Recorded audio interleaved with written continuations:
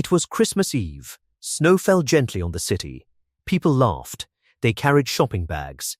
Families walked close together. The streetlights were bright and beautiful. Everyone seemed happy. But Juan felt very sad. He was a giant man. He had broad shoulders. He had a massive body.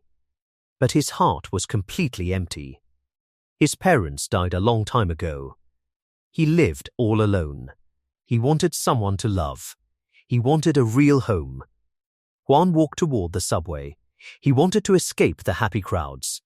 Then, he saw an old man. The old man wore a dirty Santa suit. He sat on the cold, icy ground. He held a small cardboard sign. The sign said, "Tell Santa your wish."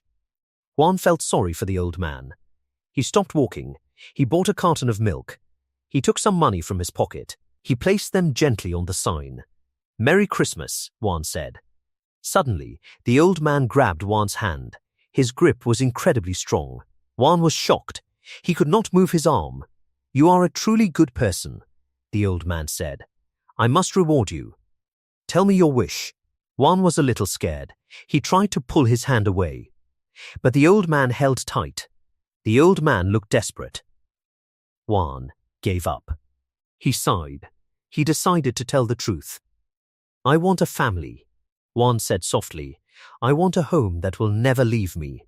I want a wife as gentle as a rabbit. I want a daughter as cute as a squirrel." The old man smiled. It was a creepy smile. His eyes turned a glowing, scary red. "It is done," the old man whispered. "A pure wife and a sweet daughter are yours." Juan finally yanked his hand away. He ran into the subway station. He thought the old man was just crazy. Juan got on the empty train. He sat down. He closed his eyes. The train hummed quietly. Juan fell into a deep sleep. Juan woke up. He felt a freezing chill. The train was gone. The city was gone. He looked around in panic. He was inside a rusty iron cage. He had no clothes on. Heavy metal chains locked his feet. A dead man sat next to him. The dead man wore dirty rags. Outside the cage, a horse pulled the cart. Guards walked next to the cart. They wore old, metal armor. They spoke a strange, ugly language. Juan did not understand a single word. He realized the terrible truth. He was not on Earth anymore. He was in a different world. He was a slave. Weeks passed slowly. The cart traveled far across the land. The weather was freezing. Juan was starving.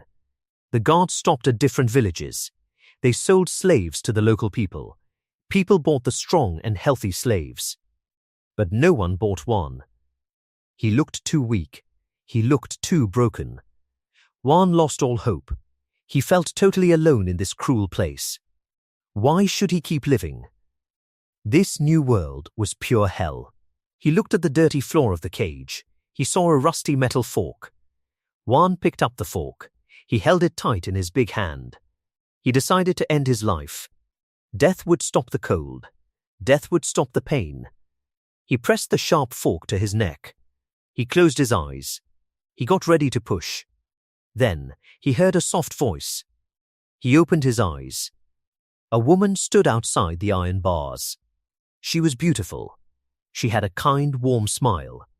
A little girl hid behind the woman's dress. The girl had big, cute eyes. She had messy blonde hair. She looked just like a small squirrel. The woman reached into the cage. Her hand shook with fear. She gave Juan a piece of crusty bread. Juan stared at them. He felt a warm spark in his cold heart. He dropped the fork. It hit the floor with a loud clang. The heavy wooden cart finally stopped in front of a small, cozy cabin hidden deep in a quiet forest. For Juan, everything changed the moment he stepped inside. It was nothing like his cold, rusty iron cage. The air was warm, smelling of burning wood and fresh food. At a simple wooden table sat a beautiful woman and a little girl with messy blonde hair. The soft light from the fireplace glowed on their faces as they ate. The little girl slurped her hot soup with so much joy that the whole room felt bright and happy. Juan stood quietly and watched them. The woman was as gentle as a rabbit, and the girl was as cute as a tiny squirrel. Suddenly, it all made sense. The crazy old Santa Claus he had met back in the city had not lied. The old man's promise was coming true. Juan's reward had finally begun. As they ate, Juan watched a beautiful moment unfold. The mother gently pushed her own bowl toward her daughter, claiming she wasn't hungry. But the little girl was smart. She knew they were both starving. She took her spoon and carefully poured exactly half of her soup back into her mother's bowl. A look of deep, pure love washed over the mother's tired face as they smiled and finished their meal together. However, this happy home held a dark and painful history. Just a few days earlier, their peace was shattered. The cruel village chief had kicked open their door. He told the terrified mother, Rigi, that the village leaders had made a decision. Her abusive husband had recently been killed by wild wolves. Now, a cart full of slaves had arrived, and she was forced to take one as her new husband. Rigi had felt like her world was ending. Her first husband had beaten her terribly. Her only light in the dark was 5-year-old Dorothy, her dead husband's daughter. Rigi loved the child deeply and swore to protect her. The thought of another violent man entering their lives filled her with dread. The next morning, Rigi and Dorothy walked to the village gates to face their fate. On the dirt road, they saw a large wooden cart carrying a heavy iron cage. Inside sat a massive man hiding in the shadows. It was Juan. Rigi froze. She noticed the hollow, desperate look in his eyes. He was holding a sharp metal fork to his own neck, ready to end his life. The mean village chief walked up and began insulting Rigi. Despite her fear, Rigi felt a deep pity for the desperate man in the cage. She knew what it felt like to want to die. Reaching into her basket, she bravely handed a piece of fresh bread through the cold iron bars. That small, warm act of kindness changed everything for Juan. The pure innocence of the child and the gentle care of the woman pushed away his dark thoughts. He dropped the fork. He wanted to live.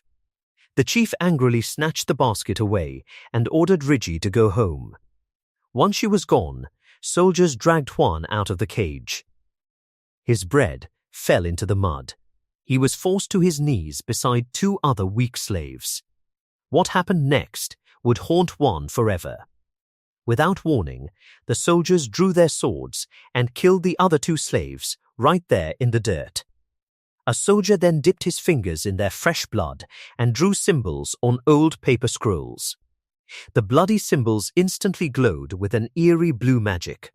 Juan was frozen in terror, realizing he had been thrown into a cruel, magical world.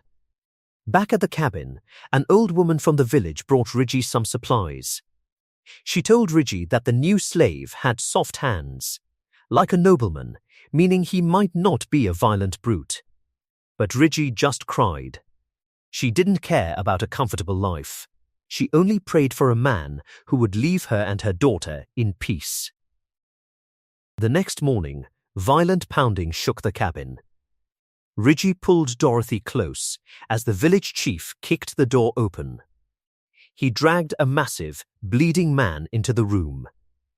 It was Juan.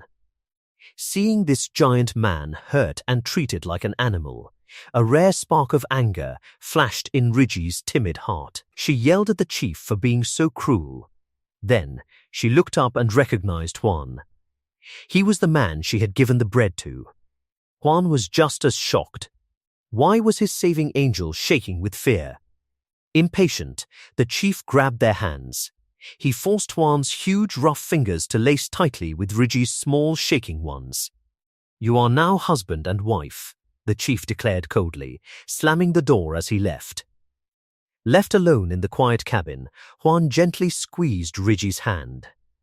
He looked at his frightened new wife and the sweet little girl hiding behind a chair. His heart raced in his chest. The old man's magical promise was real. His new life had finally begun. Juan remembered the strange promise of the old Santa. The old man had promised him a pure-hearted wife and a sweet daughter. Now, looking at Rigi, Juan saw a gentle rabbit. Her little girl looked just like a tiny, wide-eyed squirrel. Juan could hardly believe it. Had that crazy old man actually granted his wish? But reality quickly brought a wave of anger. Sending him to a cruel, alien world felt like a sick joke. Why couldn't the gift be given gently? Instead, he had faced pain and humiliation. Juan lowered his head. Silent anger darkened his face. He ground his teeth. If he ever saw that Santa again, he would make him pay. His intense fury rolled off him like a wild bear. Instinctively, the mother and daughter shrank back in fear. After the awkward introduction, the village chief and some men took Juan into the woods. The chief yelled something in a harsh, strange language. Juan couldn't understand a single word. His head spun. Then, a blond man stepped up and offered his hand. Juan smiled and took it. Instantly, the man squeezed hard. It was a test of strength. The man's face twisted with effort. Juan frowned. He squeezed back just a little. Effortlessly, Juan lifted the young man clean off the ground. The man dangled in the air and screamed. The chief yelled in shock. The man's hand turned an angry red under Juan's grip. After Juan let go, the man fell to his knees, clutching his hand. The chief quickly changed his tune. He started waving his arms wildly. He handed Juan a bow and arrows. He even hopped around like a rabbit to explain. They wanted him to hunt. The chief pointed at the bushes and yelled. Juan saw a small white rabbit eating leaves. He had never used a bow before. Still, he took a firm stance and pulled the string.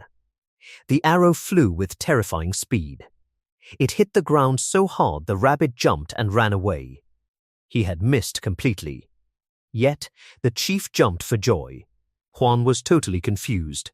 Why were they praising a missed shot? Just then, Juan saw Rigi and the little girl walking toward him. His heart raced. He realized this was truly his family now. A deep blush spread across his face. Everyone looked confused by the giant, shy man. Later, they shared a simple meal in the woods. Rigi made hot soup with vegetables and meat. Tension filled the air. When Juan picked up his spoon, the mother and daughter flinched. He stopped. His heart broke at their fear. Slowly, a warm smile spread across his face. It melted away his cold look. For years, he had been totally alone. Now, he had a family. The feeling was strange, but wonderful. He looked at the sky and smiled. The next day, they hiked to their mountain home. Juan carried the heavy bags easily, but he kept looking back. Rigi and the girl were exhausted. Juan couldn't speak their language to ask if they were okay. He remembered his mother's advice. When you want to protect someone, do not hesitate. Juan turned around and walked straight toward them. Rigi looked terrified. She begged for mercy with her hands. The little girl started to cry. Juan sighed. He knew his huge size scared them.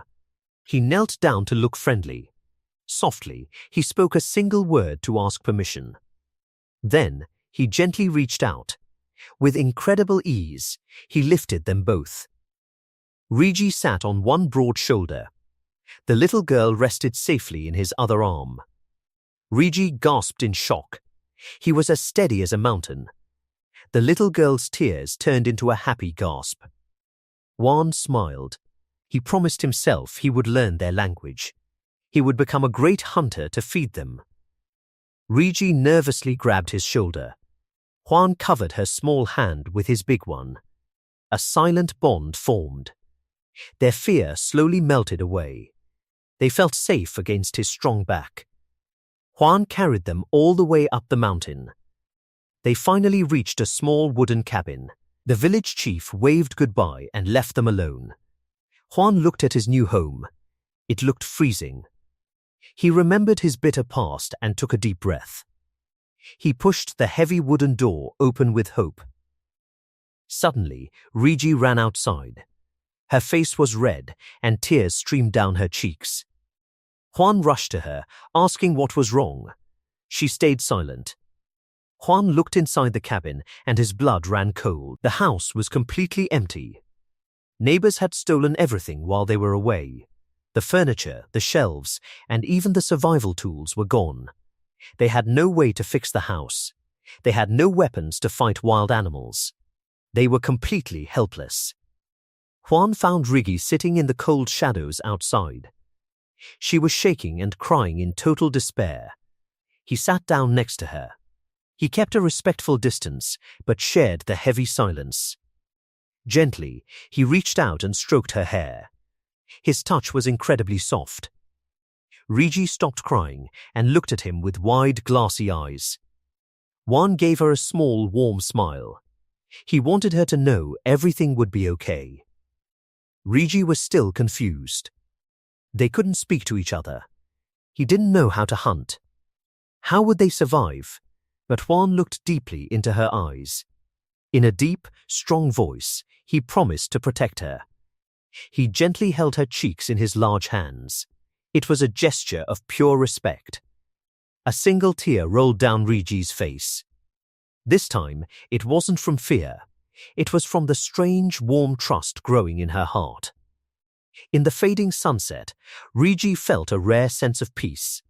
Somehow, this giant stranger made her feel perfectly safe. Juan's mind drifted back to his old life. Since his parents died, he had been completely alone. He had always fought hard just to survive. Out of habit, he clenched his hand into a fist. It was a quiet reminder of his strength. But now, he finally had a real family. He had a true reason to stay strong.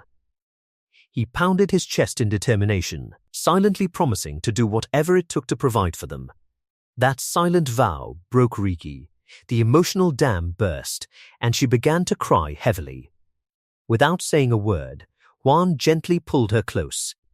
He let her rest her head against his broad shoulder so she could release all her pain. Just then, the little girl saw them from a distance. She thought Juan was hurting her mother. In a flash of fierce anger, she charged toward them. She threw her tiny arms around Rigi from behind, yelling for the big man to leave her mother alone. In seconds, the three of them were tangled together. It was a clumsy, awkward hug, but it was their very first hug as a complete family.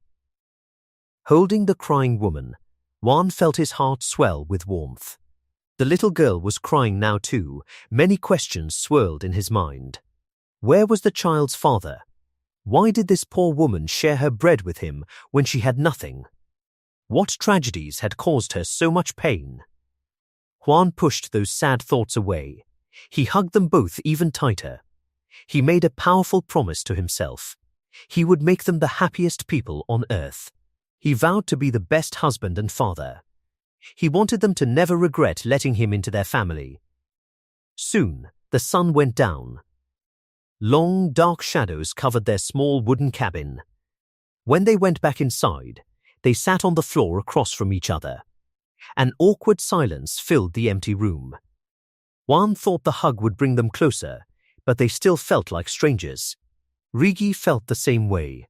This giant man was a mystery to her.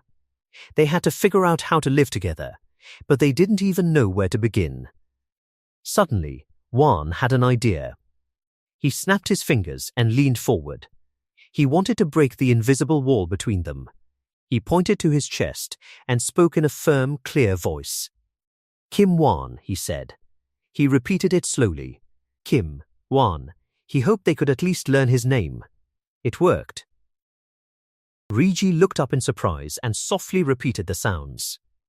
Juan smiled and held out his hand, silently asking for her name. She paused, then whispered, "Ri." She took a deep breath and said it clearer. "Rigi, Rigi," Juan said with a huge smile. What a beautiful name. Next, Juan turned to the little girl. He smiled sweetly and asked her name. The child hid her face against her mother's side. Juan looked into her big, innocent eyes and realized something sad. Maybe she did not have a name at all. A wave of pity washed over him. Without hesitation, he gently stroked her messy hair. He decided to give her a beautiful name. Dorothy, he said. He thought of the brave girl from The Wizard of Oz. She was a hero who went on a great adventure, found loyal friends, and fought for happiness. The little girl tried to say the word, Zezugrati, she babbled. Juan laughed softly. He explained that the name would bring her many friends and lots of love. She didn't understand the words, but she understood his kind tone. Her face lit up with a huge smile. She tried again and said it perfectly. Dorothy, with their names shared, their new life truly began. Juan went outside to work.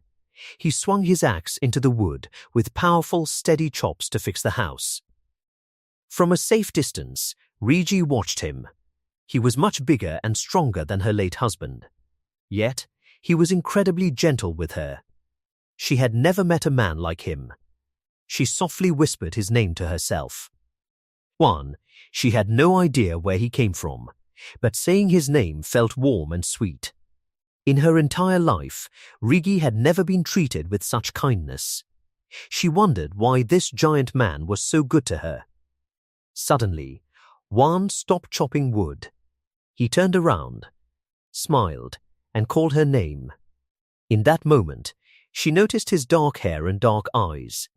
This reminded her of a famous rumor. People said a faraway country had summoned a legendary hero with jet black hair and jet black eyes. Could this kind man be the legendary hero? As Juan walked closer, Rigi felt shy and confused. She looked up at his tall, strong body. Her heart fluttered with a mix of fear and hope. When she looked closer, she realized his hair was not jet black.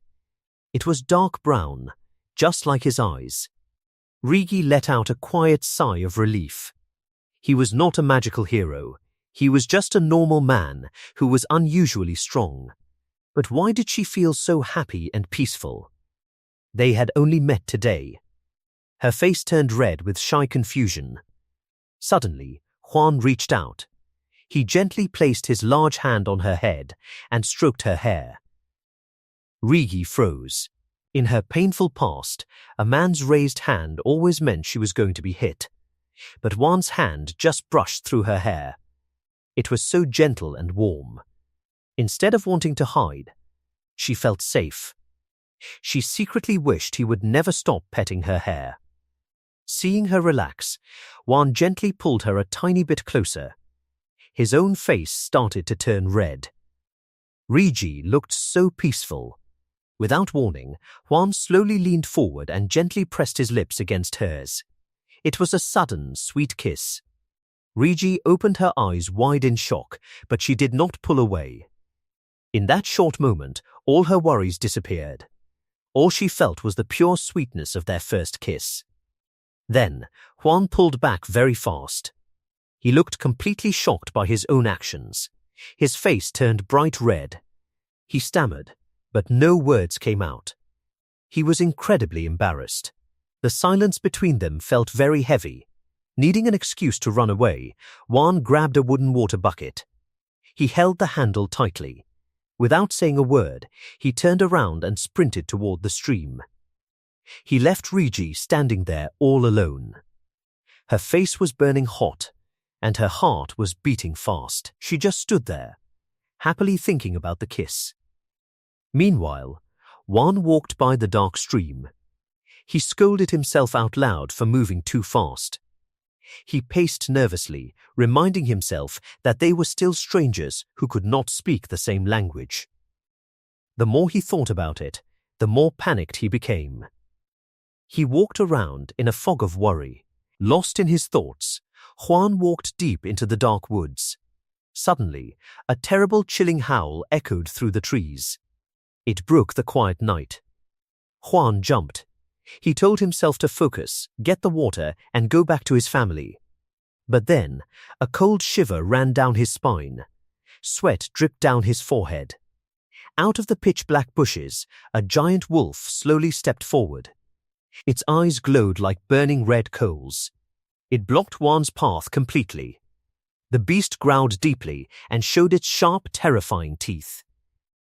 This was a true monster of the night. Juan took a slow step backward. He stood perfectly still, gripping the wooden bucket tightly. He tried to stay calm, knowing the deadly beast was about to attack. Juan did not run away. He slowly put the wooden bucket down. He grabbed a heavy fallen log. It was a terrible weapon, but it was all he had. He gripped the rough wood tightly. He stared right into the giant wolf's glowing red eyes. He was ready to fight for his life. The beast jumped at him with terrifying speed. Juan swung the log hard. He blocked the wolf's deadly bite. The crash shook his bones. The wolf was incredibly strong and completely wild. It pushed forward and threw Juan backward. Juan flew through the air and hit a tree hard. His vision blurred, and he saw stars. Pain shot through his entire back. But Juan refused to die here. He let out a loud, angry roar. He charged right back at the terrifying wolf. He wanted to grab the monster by its throat. He squeezed his eyes shut. He put all his anger and all his will to survive into his hands. He had a family now, and he was not going to leave them. Suddenly, his arm began to burn. It felt like strange, hot energy was rushing through his veins. A sharp sound echoed in the dark woods. A bright golden light burst from his hand. Actual fire exploded from his palm. The wolf growled in fear. The magical flames wrapped around the giant beast. Juan was completely shocked, but he didn't stop fighting. He jumped onto the wolf's back. He pushed all of this new wild energy into his burning fist. He punched the beast as hard as he could. The fiery strike lit up the dark forest. The wolf collapsed immediately. It was dead in an instant. Even after the wolf stopped moving, Juan kept punching the air. His heart hammered in his chest. His body was running on pure adrenaline. Finally, he stopped. He fell onto the soft grass, breathing heavily. He looked at his hands in pure disbelief. He knew they had just been on fire. Yet, his skin was perfectly fine. His clothes were not burned at all. It was a complete mystery. Juan sat there, totally amazed. He had just used real magic. He remembered reading comic books and stories back home. In those stories, people who traveled to new worlds often got superpowers. Maybe he was like a hero in those stories now. He felt a sudden burst of hope. He pointed his hand at the dark sky. Fire, he yelled. Nothing happened. Only the cold wind blew through the trees. He tried again. His voice grew louder. Fireball, wall of flame, dragon's breath. He even tried waving his arms around. He felt a little silly. Nothing worked. The magic was gone. However, he knew it was not a dream. The pain in his back was completely gone. The magic had healed the bruises from hitting the tree. Juan looked up at the bright stars and smiled. If he could learn to control this fire magic, he could easily protect Reggie and Dorothy. He could hunt big animals to feed them. He could even heal them if they got sick. This power was an absolute miracle. Sitting in the quiet woods, old memories suddenly washed over him. After his parents died, only his grandfather had loved him. But then, his grandfather died in a sudden accident. Juan was left all alone with cruel relatives. He remembered his grandfather's funeral perfectly. An angry uncle had hit him hard. The uncle called Juan a curse. He screamed that Juan was the reason his parents and grandfather were dead. From that day on, everyone treated Juan like a monster. He was just a lonely high school student, but they hated him. Juan shook his head. He pushed those dark ghosts away. He was not a curse. He picked up the heavy dead wolf and put it on his broad shoulders. He remembered watching his grandfather prepare chickens on the old farm. If his grandfather could see him now, he would be so proud. Juan started walking back to the cabin. He just needed to figure out how to wake up his magic again. Back inside the warm cabin, Regi and Dorothy were making dinner. Dorothy happily handed a wooden bowl to her mother. Regi smiled and thanked her. Dorothy beamed. Her smile was as bright as the morning sun. She skipped around the glowing fireplace, feeling safe and happy. Then she heard a strange sound outside. Dorothy stood on her tiptoes. She looked out the dark window. Suddenly, a giant, scary wolf face appeared in the glass. Dorothy let out a terrifying scream. She fell backward onto the floor. Regi's heart dropped. She yelled for her daughter. Regi didn't freeze in fear. She grabbed a dull kitchen knife. It was her only weapon, but she didn't care. She ran to the door, pushing Dorothy behind her legs. She threw the heavy door open, ready to fight the monster for her child. The sight outside made Regi freeze. She broke out in a cold sweat. Juan was kneeling on the ground. The giant wolf was draped over his shoulders. He looked incredibly tired. Regi thought the beast was attacking him right then and there. She screamed his name in a complete panic. Juan looked up, completely confused by her screaming. Regi raised her knife high. She was going to stab the beast to save her man. Then she stopped. She realized the wolf was not moving. It was already dead. Regi dropped the knife. It hit the ground with a loud clatter. Her face turned bright red with intense embarrassment. She ran to Juan and threw her arms around him. She touched his face and arms, frantically looking for blood. Juan was surprised by her tight hug. He quickly told her he was okay. A second later, Dorothy ran out. She wrapped her little arms tightly around Juan's legs. She was crying very hard. Juan smiled softly. He knelt down to their level. He showed them a tiny scratch on his hand. He explained that it was just a very small bite. It didn't hurt at all. He gently rubbed their heads. He kept whispering that he was safe. Slowly, their breathing calmed down. Regi hugged him tighter. She whispered words he didn't understand. It sounded like a quiet prayer of thanks to the sky. Dorothy sniffled against his leg. Juan held them both closely. He felt terrible for scaring them so badly. Later that night, Juan went to the wooden shed. He needed to skin the wolf. He used a sharp blade to cut the heavy hide. He moved like a professional. However, it was very hard work. He wiped sweat from his forehead. He realized he needed to find an easier way to do this next time. Still, he kept cutting. He wanted to make sure his family had plenty of meat. Suddenly, he heard a soft voice. It was Regi. Juan turned around and smiled. She was standing in the doorway. She walked over and placed a large wooden bucket on the ground. She pointed to the clean meat and then to the bucket. She made funny cooking gestures with her hands. Juan finally understood. She wanted him to put the meat in the bucket so she could cook it. He nodded happily. Then, Juan realized something important. He wanted to thank her. He searched his memory for the words she had used earlier. He wanted to try speaking her language. His tongue felt thick and clumsy. "Go ama," he stuttered. Regi's eyes went wide. Then, a beautiful radiant smile spread across her face. Juan panicked a little. Did he say the wrong word? Did he sound silly? Regi stepped closer. She looked up into his dark eyes. She spoke very softly, gently correcting his pronunciation. "Goma," she whispered. They stood there in the quiet shed for a long time. They were standing very close to each other.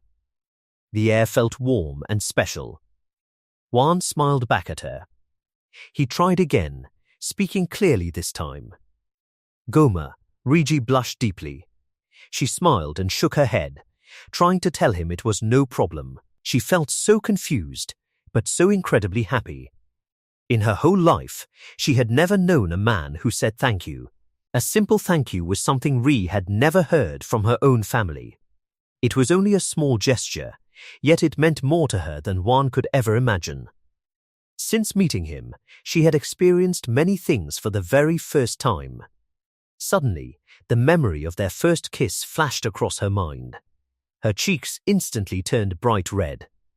A wave of shyness, mixed with curiosity, rushed through her. She quickly turned away and hurried off, trying to hide her embarrassment. As she walked, one thought kept circling in her mind. Had he ever kissed another woman before? The question made her heart ache. She didn't understand why it bothered her so much, but the emotions became so overwhelming that she felt as though she might burst into tears. A little later, they returned to the shed to continue preparing the meat. Ri worked quietly, unable to stop thinking about Hwan. In her village, processing meat was usually considered a woman's responsibility. Yet Hwan handled the work naturally, as though it had never mattered to him whether a task belonged to a man or a woman. Why was he so different? She couldn't understand him. Even so, the two of them worked together surprisingly well. Without saying much, they moved in perfect rhythm, each naturally helping the other. As the silence stretched on, Ri found herself thinking once again about the strange feelings growing inside her. Is this really love? Without realizing it, she slowly closed her eyes. Hwan noticed. Without hesitation, he stepped closer and gently kissed her forehead. The soft touch filled her heart with warmth.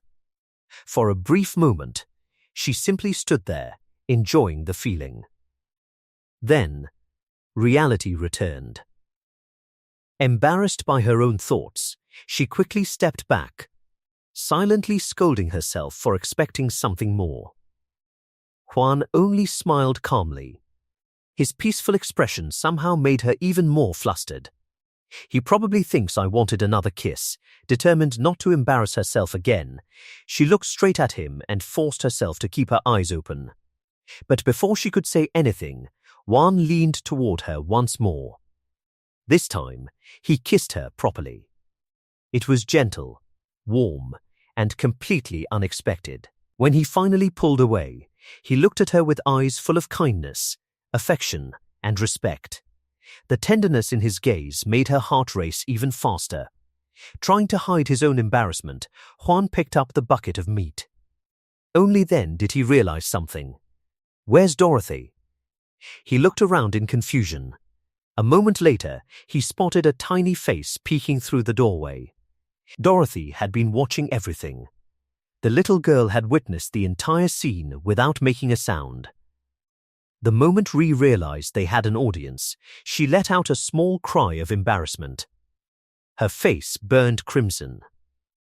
Without another word, she covered her cheeks and ran into the house. Hwan could only stand there awkwardly, while Dorothy blinked at him innocently, completely unaware of why the adults were acting so strangely. Later that day, the three of them decided to take a walk through the forest. Ri led the way, while Hwan followed behind with Dorothy beside him. The quiet path was peaceful, surrounded by tall trees and the gentle sound of birds. Dorothy happily skipped ahead before suddenly stopping. She reached out both hands toward the heavy bucket Hwan was carrying. She wanted to help. Hwan smiled warmly. Thank you. Instead of smiling back, Dorothy frowned. She puffed out her little cheeks and looked almost offended. Hwan stared at her, confused. Then he realized his mistake. He hadn't called her by name. Understanding immediately, he knelt beside her. Thank you, Dorothy. The little girl's face lit up with joy. Simply hearing her name spoken with affection made her happier than anything else. With renewed excitement, she proudly helped push the heavy bucket all the way home. Back inside the cabin, Ri carefully spread the wolf's hide across the floor. Hwan watched curiously. To him, it still carried a strong smell. He couldn't understand why anyone would want to keep it inside the house.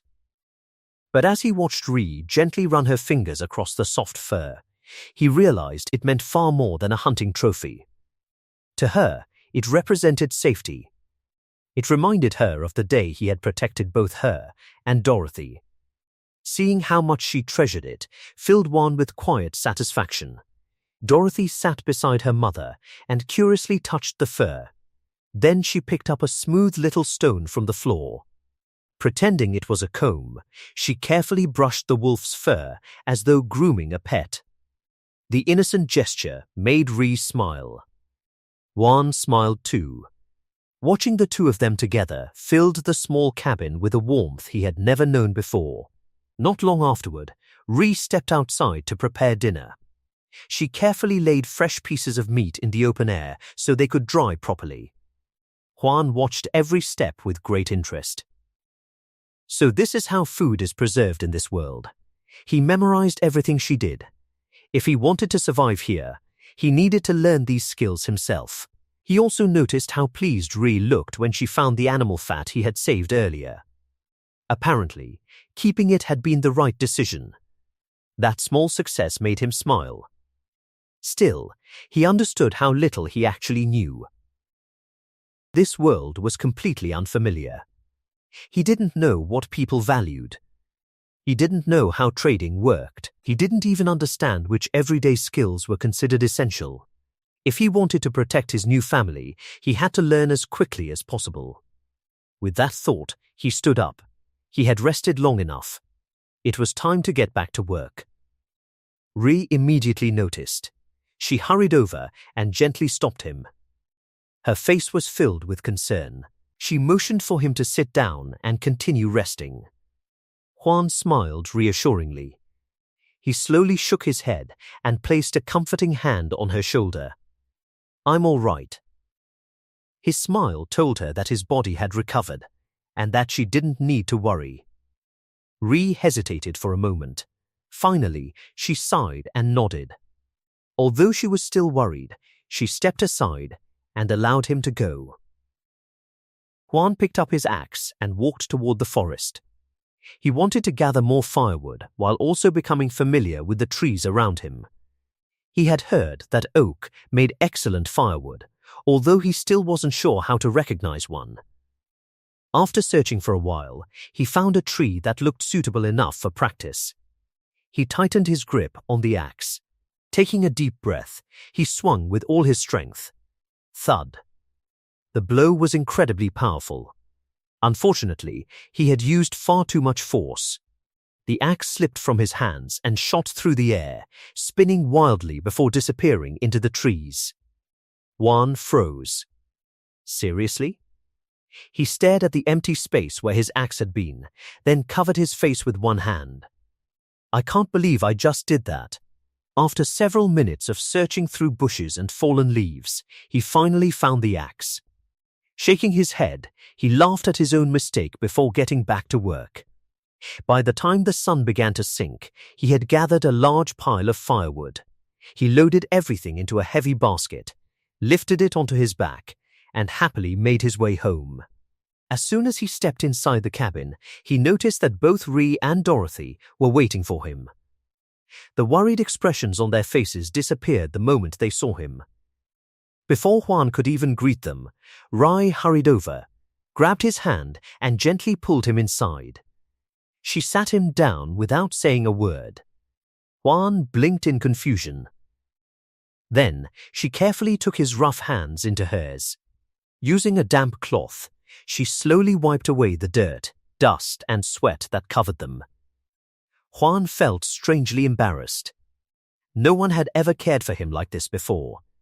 He wasn't sure how to react. Nearby, Dorothy watched the scene with great interest. Suddenly, her eyes sparkled with excitement. She had an idea.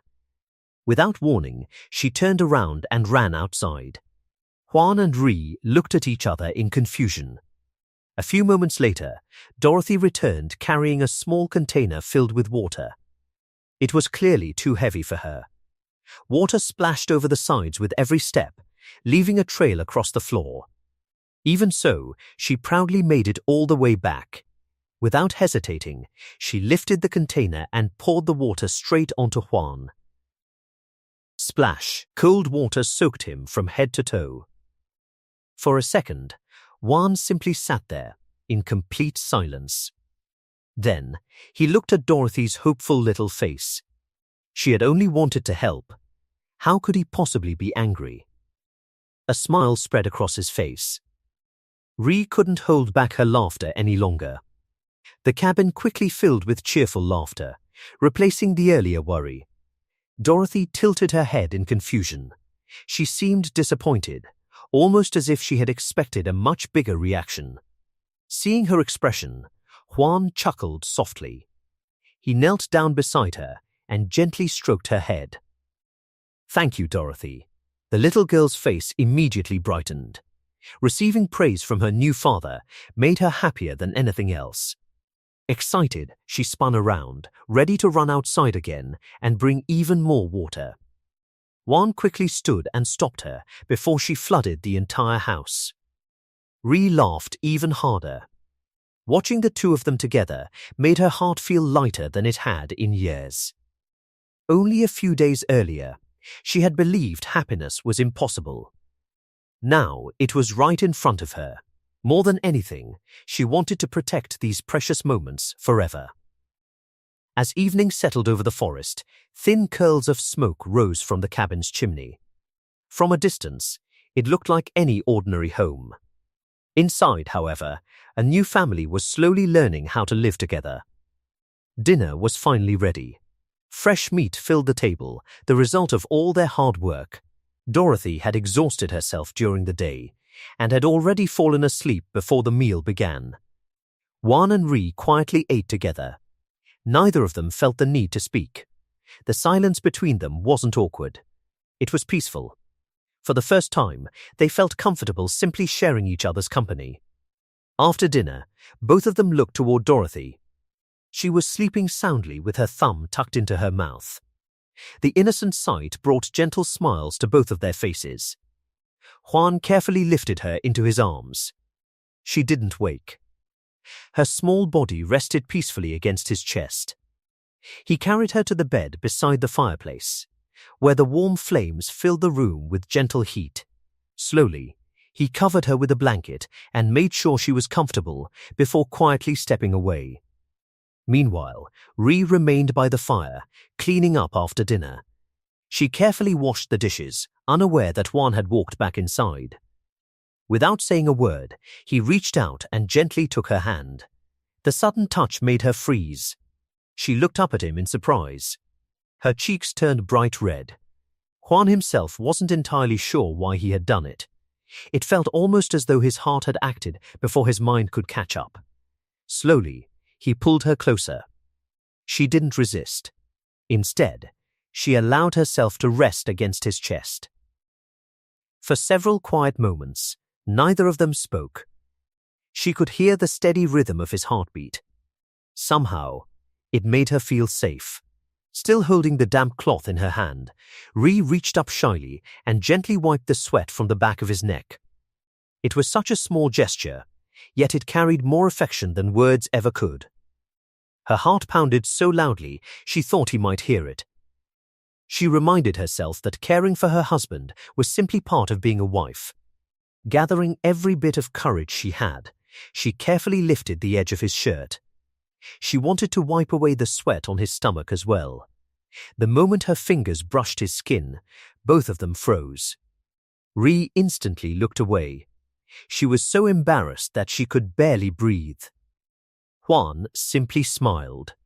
His eyes were warm and gentle. There was no teasing, no impatience, only affection. Even so, the closeness became almost too much for Ree to bear. Noticing her nervousness, Juan gently took her hand again. Their eyes met. The room grew completely still. Outside, only the soft sound of insects could be heard. Leaning closer, Juan whispered softly, "It's time to sleep." Hand in hand, Juan and Ree walked into the cabin's only bedroom. A small lantern filled the room with a soft golden glow. The warm light made the simple wooden room feel peaceful and inviting. Ree's heart was beating so fast that she thought it might burst. She knew what usually happened on a couple's wedding night. The thought immediately brought back painful memories. She remembered her father, his angry face, his cruel voice. She remembered him beating her mother until late into the night. She remembered hearing her mother cry while her father shouted that she would only be hit harder if she didn't stop crying. As a little girl, Ree had hidden in fear, believing that one day she would suffer the same fate. Tonight, she thought that day had finally come. She expected pain. She expected fear. She expected tears. Instead, Juan simply smiled at her. He gently lay down beside her without forcing anything. Dorothy, who had been sleeping peacefully, rested between them. The three of them shared the same bed because the cabin had only one room. For ordinary villagers, this was completely normal. Juan looked at Ree quietly. She really is my wife now, he thought. A gentle smile appeared on his face. Silently, he prayed that nothing would ever separate them. He wished for nothing more than to protect Ree and Dorothy for the rest of his life. With those thoughts in his heart, he slowly closed his eyes. Morning arrived with the gentle crackling of firewood in the fireplace. Ree slowly opened her eyes. For a moment, she forgot where she was. Then she realized she was lying safely beside Juan. Her head rested comfortably on his arm. On the other side, Dorothy was still sleeping peacefully against him. Ree let out a long sigh of relief. The wedding night she had feared since childhood had never happened. There had been no violence, no shouting, no tears, only warmth, only peace. She quietly moved a little closer to Juan. His steady breathing made her feel safe. Since meeting him, her entire life had changed. The world no longer felt as cold as it once had. Just then, Juan slowly woke up. He blinked for a moment before smiling. Without saying anything, he gently wrapped one arm around Ree and the other around Dorothy. The unexpected embrace made Ree's heart race once again. But this time, it wasn't fear. It was happiness. A smile slowly spread across her face. It was a feeling she never wanted to lose. After making sure Dorothy was still asleep, Juan carefully slipped out of bed. He gently brushed the little girl's cheek with the back of his fingers before quietly stepping outside. Fresh morning air greeted him. Ree was already working. She was carrying a heavy bucket filled with water. Before she could lift it any farther, Juan walked over and took it from her hands. She looked up in surprise. His effortless strength continued to amaze her. After setting the bucket down, Juan picked up a wet towel and twisted it dry. Water poured onto the ground as though someone had squeezed it with incredible force. Ree watched with wide eyes. His strength still seemed unbelievable. Juan noticed her staring. He smiled. "Good morning, honey." The word caught her completely by surprise. Honey? Her cheeks instantly turned bright red. She lowered her head. Was it a special title? Or was it an affectionate nickname? Juan scratched the back of his head awkwardly. Maybe he had embarrassed her. After a few moments, Ree looked up shyly. In a barely audible voice, she whispered, "Please keep calling me that." Juan smiled warmly. "Good morning, honey." Ree immediately covered her face with both hands. She was far too embarrassed to look at him. Finding her reaction adorable, Juan gently turned her toward him. "Honey, look at me." Her face only became redder. Just then, Dorothy slowly rubbed her sleepy eyes. She had been dreaming about an enormous roasted chicken leg. Still half asleep, she climbed out of bed. A little trail of drool remained at the corner of her mouth. She took one step, then another, before suddenly losing her balance and falling onto the floor. Juan and Ree hurried toward her at once. "Dorothy." The little girl blinked once before happily wrapping her arms around both of their legs. Apparently, she wasn't hurt at all. She simply wanted a hug. Juan laughed with relief. Ree gently patted Dorothy's head. Moments later, Dorothy noticed the fresh meat stacked inside the cabin. Her sleepy eyes suddenly sparkled. To her, it didn't matter whether the meat came from a wolf, a deer, or any other animal. Meat was meat. She pointed excitedly. Meat. Juan laughed. Yes, meat. Dorothy happily repeated the word over and over while bouncing in place. Meat. Meat. Watching her excitement made both Juan and Ree burst into laughter. Seeing how much she loved food, Juan silently made himself another promise. I'll become the best hunter I can. I'll never let my family go hungry. After breakfast, Juan picked up his sharpened axe. The blade gleamed brightly beneath the morning sun. This time, he walked into the forest with much more confidence. Each day he felt himself becoming stronger. But as he ventured deeper into the woods, the atmosphere slowly changed. The cheerful sounds of birds disappeared. The air became strangely heavy. Even breathing felt slightly more difficult. Juan instinctively tightened his grip on the axe. His eyes carefully scanned the trees. Something feels wrong. He wondered what kind of monster might appear this time. Then, crunch, the sound of footsteps echoed behind him. Juan spun around immediately, raising his axe. Instead of a wild beast, he found an old man. The stranger wore a heavy hooded cloak that covered most of his body. For a moment he seemed completely unaware of Juan's presence. Then he slowly turned. His face was old and weathered. Deep wrinkles covered his skin. But his eyes remained incredibly sharp. They were as cold as a hunter's knife. Juan remained completely still. Who is this man? And why is he alone this deep inside the forest? The mysterious old man quietly looked back at him. Neither of them spoke. The forest fell completely silent. Only the wind moved through the trees. The old man stood alone in the forest, studying the bloodstains scattered across the ground. He slowly crouched and touched the dried blood with his fingers before examining the surrounding tracks. There are traces of a large beast here, he murmured. The footprints were deep and easy to follow. Whatever creature had been here was enormous. As he walked farther along the trail, his expression gradually changed. He had secretly observed Juan for several days. From what he had seen, the young man barely knew how to use a weapon. His movements were clumsy, and he showed none of the habits of an experienced hunter. Yet the evidence before him told a completely different story. More blood stained the forest floor. The trail continued for quite some distance before ending abruptly. The old man's eyes narrowed. Impossible, even a skilled hunter would struggle to bring down such a massive beast alone. And yet, someone had done exactly that. I need to see him for myself. Without wasting another moment, he followed the trail toward Juan. Back in the present, the two men stood face to face in silence. The old hunter's attention immediately fell on Juan's hands. Several bite marks were clearly visible. He studied them carefully.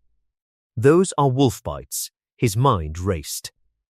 The wounds should have become infected. The muscles should have been torn apart.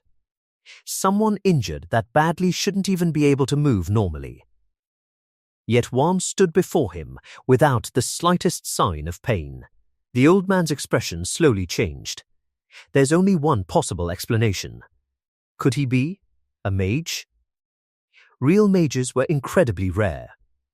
Most ordinary people never met one during their entire lives.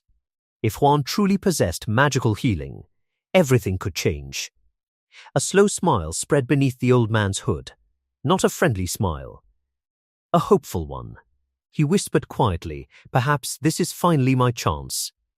His eyes filled with a hatred that had been buried for decades. A chance for revenge. Juan, meanwhile, couldn't shake the uneasy feeling in his chest. The old man hadn't introduced himself. He simply continued staring. Finally, he began to speak. "I'm an old fool now," he said calmly. "But I wasn't always like this. There was a time when I was young." His eyes drifted toward the distant mountains. "I dreamed of becoming a respected forest keeper. In those days, anyone who managed a noble's forests first had to serve in war. If they earned enough merit, they could become one of the Lord's trusted retainers." A faint smile crossed his weathered face. "I left my father behind. I traveled from village to village. I wanted to become an independent hunter. Eventually, I found work as the keeper of a beautiful mountain. The forests were rich. Game was plentiful. It seemed like the perfect life." His smile slowly disappeared. But there was one problem. There wasn't enough firewood. So the villagers often went deeper into the mountains to gather it. "I thought nothing of it. I believed it was simply part of the job." He lowered his head. "I never asked myself why they never went any farther." His voice became much colder. "That mistake destroyed my life." He clenched both fists beneath his cloak. "I never imagined goblins lived in those mountains." Hatred filled every word he spoke. They kidnapped women. They forced them to bear children. They destroyed families. Only now did Juan understand why the old man's eyes carried so much pain. The villagers already knew. They kept it secret. They let me walk straight into danger. I survived. But everything else was taken from me. Silence filled the forest. The old hunter slowly looked back at Juan. "For decades, I stayed alive for one reason. Revenge." His voice barely rose above a whisper. "I've waited all these years for someone strong enough to finish what I couldn't." Inside his own mind, the old man continued thinking. "This giant possesses unbelievable strength. His body heals faster than any ordinary human. He's exactly what I need." The goblins still hid deep within the mountains. Sooner or later, they would attack the village again. Before that happened, Juan needed to become strong enough to destroy them. But first, he must never discover where the goblin nest is. Not until our agreement is complete. Once he's committed, he won't be able to walk away. Juan politely bowed his head. The old hunter immediately noticed something. Even while bowing, Juan kept most of his weight on his back foot. He hadn't lowered his guard. The old man smiled to himself. "Interesting. He's far more cautious than he appears." Looking directly into Juan's eyes, he finally spoke. "From today onward, I'll teach you everything I know. You'll become a true hunter." Juan blinked in surprise. The offer came completely out of nowhere. He didn't understand why this stranger wanted to help him. Still, learning how to survive in this world was exactly what he needed. Before he could ask another question, the scene shifted to the following morning. Juan slowly opened his eyes. "It feels like I only just fell asleep, and it's already morning." Inside the cabin, Ree and Dorothy were grilling meat over the fire. The smell of breakfast filled the room. Juan quietly got dressed and prepared to leave. As he passed the window, he noticed the hooded old man waiting outside. Juan frowned slightly. I'd rather not invite him inside. When he wasn't home, only Ree and Dorothy remained in the cabin. He had no intention of letting a stranger become comfortable entering their home. Outside, the old man stood patiently with a faint smile. For some reason, the smile looked incredibly suspicious. Juan almost laughed. That expression, it reminds me of an HR manager smiling during salary negotiations. Even so, he could tell the old man was trying, in his own awkward way, to behave politely. Just then, Ree called his name. She had prepared a small lunch for him.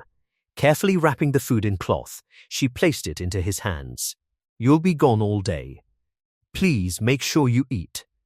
Juan smiled warmly. Watching her prepare a lunch for him filled his heart with a strange happiness. She's acting just like a caring wife. Nearby, Dorothy hurried toward the door. She didn't want him to leave without saying goodbye. Ri looked at him with worried eyes. Please, come back safely. Juan nodded. I will. Dorothy quickly hugged his leg. Papa, come back safely too. Juan gently patted her head. I promise. Watching the smiles on both their faces, he felt a warmth he had never known before. Having people waiting for me, it really is wonderful. The old hunter led him deep into the mountains. They walked for a very long time. Eventually, Juan couldn't help asking himself, what exactly is he trying to show me? Finally, the old man stopped. Without saying much, he pointed toward the ground. Juan looked down in confusion. The old hunter demonstrated something with his boots, leaving fresh marks in the soil. Juan carefully compared them with the older tracks already on the ground. His eyes widened slightly. The footprints, they're different. The old hunter nodded. For the first time, Juan realized that the forest itself could tell stories. And that was where his true training as a hunter would begin. Juan watched the old man very closely. He stared at every step the old man took. Is that a special way of walking? Juan wondered in amazement. Is it a heavy stomp or a magic step? Whatever it is, I need to learn it. I must copy his exact movements. With that thought in mind, Juan started to imitate the old man right away. Step by step, he copied him as carefully as he could. The old man just kept walking calmly. Sometimes, he glanced back to check on Juan's progress as they moved deeper into the dark mountains. Later, Juan realized the old man was teaching him the secret mountain paths. The training was much harder than Juan expected. The old man made Juan touch the bark of different trees. This helped Juan feel the unique shape and atmosphere of every mountain slope. Sometimes, the old man made him stand completely still. Juan had to feel the ground under his feet over and over again. He did this until he completely memorized the terrain. The training was tough and repetitive. But slowly, Juan began to truly understand the mountains. After a long time, they finally stopped to rest. Juan sat down on a rock, breathing heavily.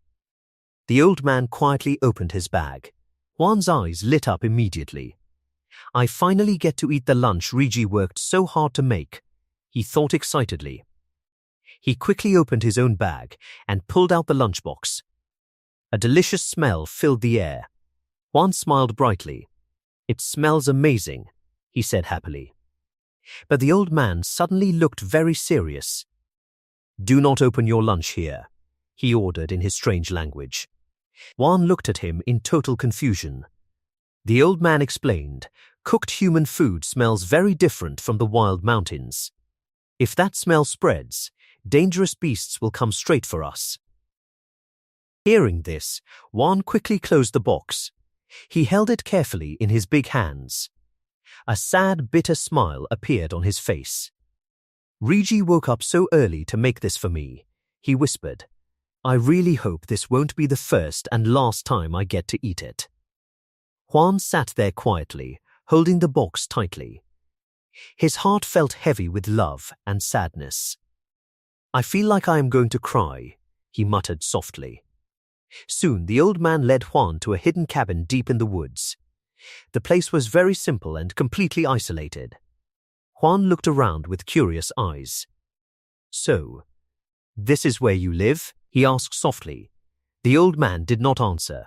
Instead, he went inside and came back holding some weapons. Juan stared at one of the bows in confusion. That bow looks very strange, he thought. The bows from my world look completely different. How do you even shoot that? The design was huge and intimidating. The old man handed the massive bow to Juan. Take this and follow me, he said calmly. As soon as Juan grabbed it, his arm dropped from the heavy weight. His eyes went wide. Can I really use this? He worried. It takes so much strength just to lift it. Meanwhile, the old man held his own heavy bow with perfect ease. Juan watched in absolute amazement. He moved so smoothly, Juan thought. It looks like time has stopped. He uses no extra force at all. The old man's motions were perfectly natural. The bow looked like a part of his own body. Then, the old man let go of the string. The arrow flew at terrifying speed. It hit the dead center of the target perfectly. Juan was speechless. His eyes were full of shock and deep respect.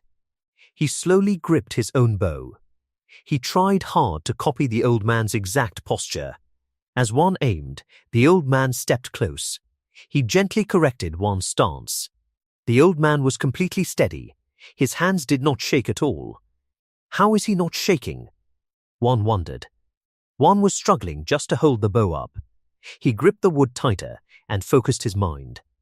I must focus, he told himself seriously. I have to remember the new words and the hunter's movements. I need to train harder. I want to be a good man who can provide for my wife and daughter. His determination grew fiercely. Every lesson mattered now. It was not just for his survival. It was for his new family waiting at home. Back at the small house, Regi and little Dorothy sat together by the warm fireplace. Dorothy was full of food and very happy. She sang a cute little song. The sky is blue. The snow is white. Regi's hair is shiny. Juan's hair is black. And the meat makes my tummy happy by the fire. She sang in a sweet, innocent voice. After her song, Dorothy stood up and held her round belly. I am so full, she smiled. My tummy is swelling up with meat. Regi laughed softly at Dorothy's funny words. Dorothy looked up and saw Regi's beautiful smile. She smiles so much more now that Juan is here, Dorothy thought. Before him, we never smiled. Seeing Regi so happy made Dorothy feel warm inside. Her laugh feels like the warm fire, she thought. I hope my food digests fast so I can eat more meat. But then, Dorothy grew quiet. A dark feeling of uncertainty entered her small heart. She thought deeply about Juan. Who exactly is Juan? She wondered. Regi says he is her husband. But what is he to me? Her innocent thoughts turned into sad anxiety. Juan and Regi are not my real parents. Will they leave me behind, just like my real dad did? Will Juan only take Regi away? Dorothy looked down at the floor. Painful thoughts filled her tiny heart. The warm fire still burned.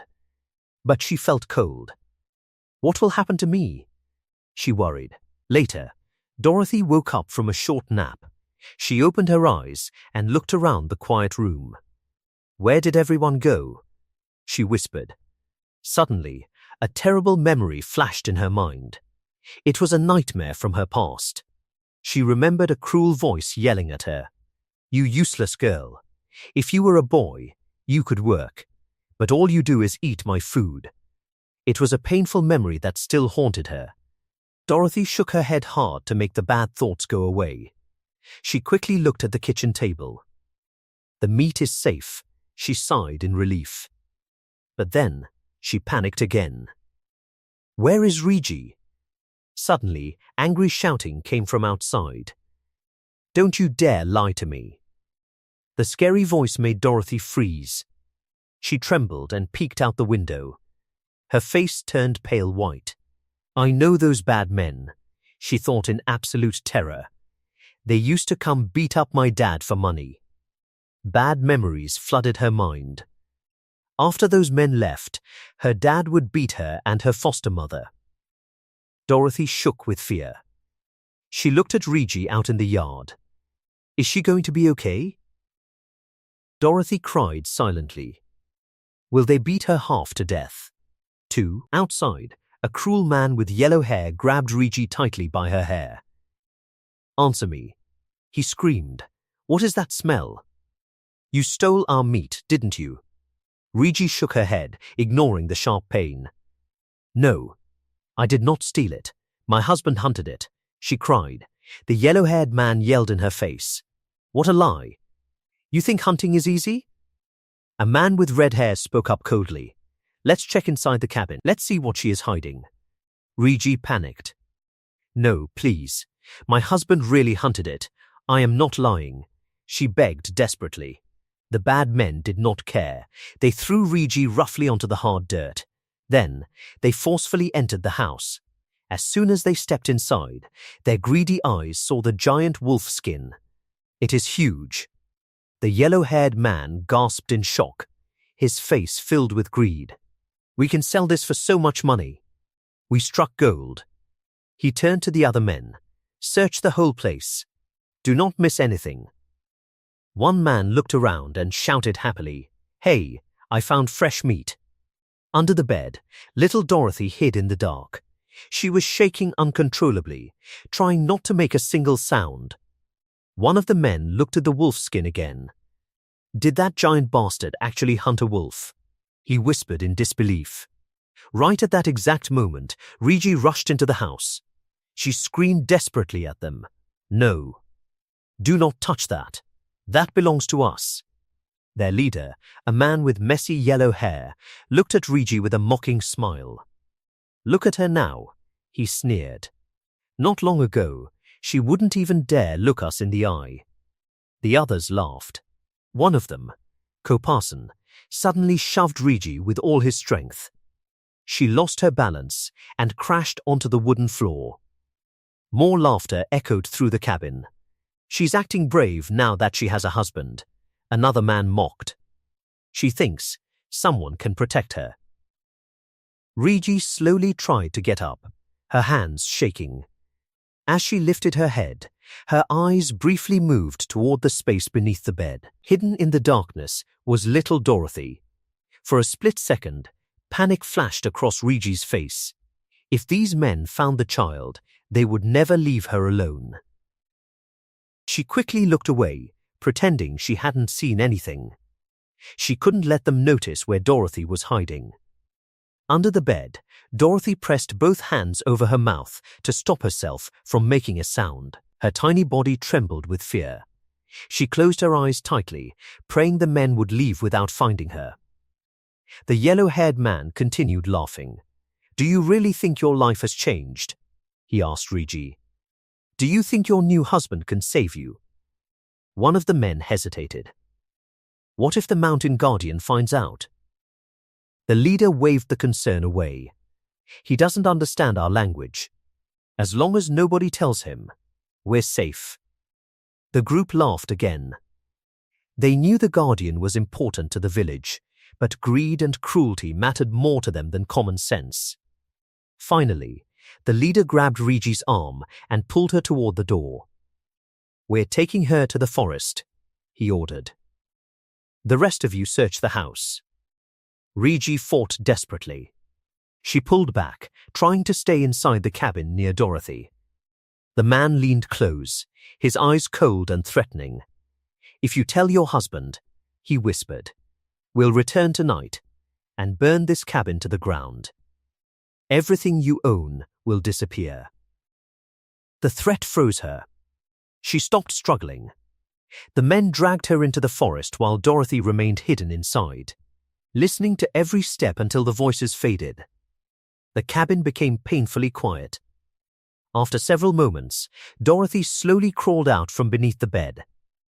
Tears streamed down her face as fear overwhelmed her. What if Rigi never comes back? She thought.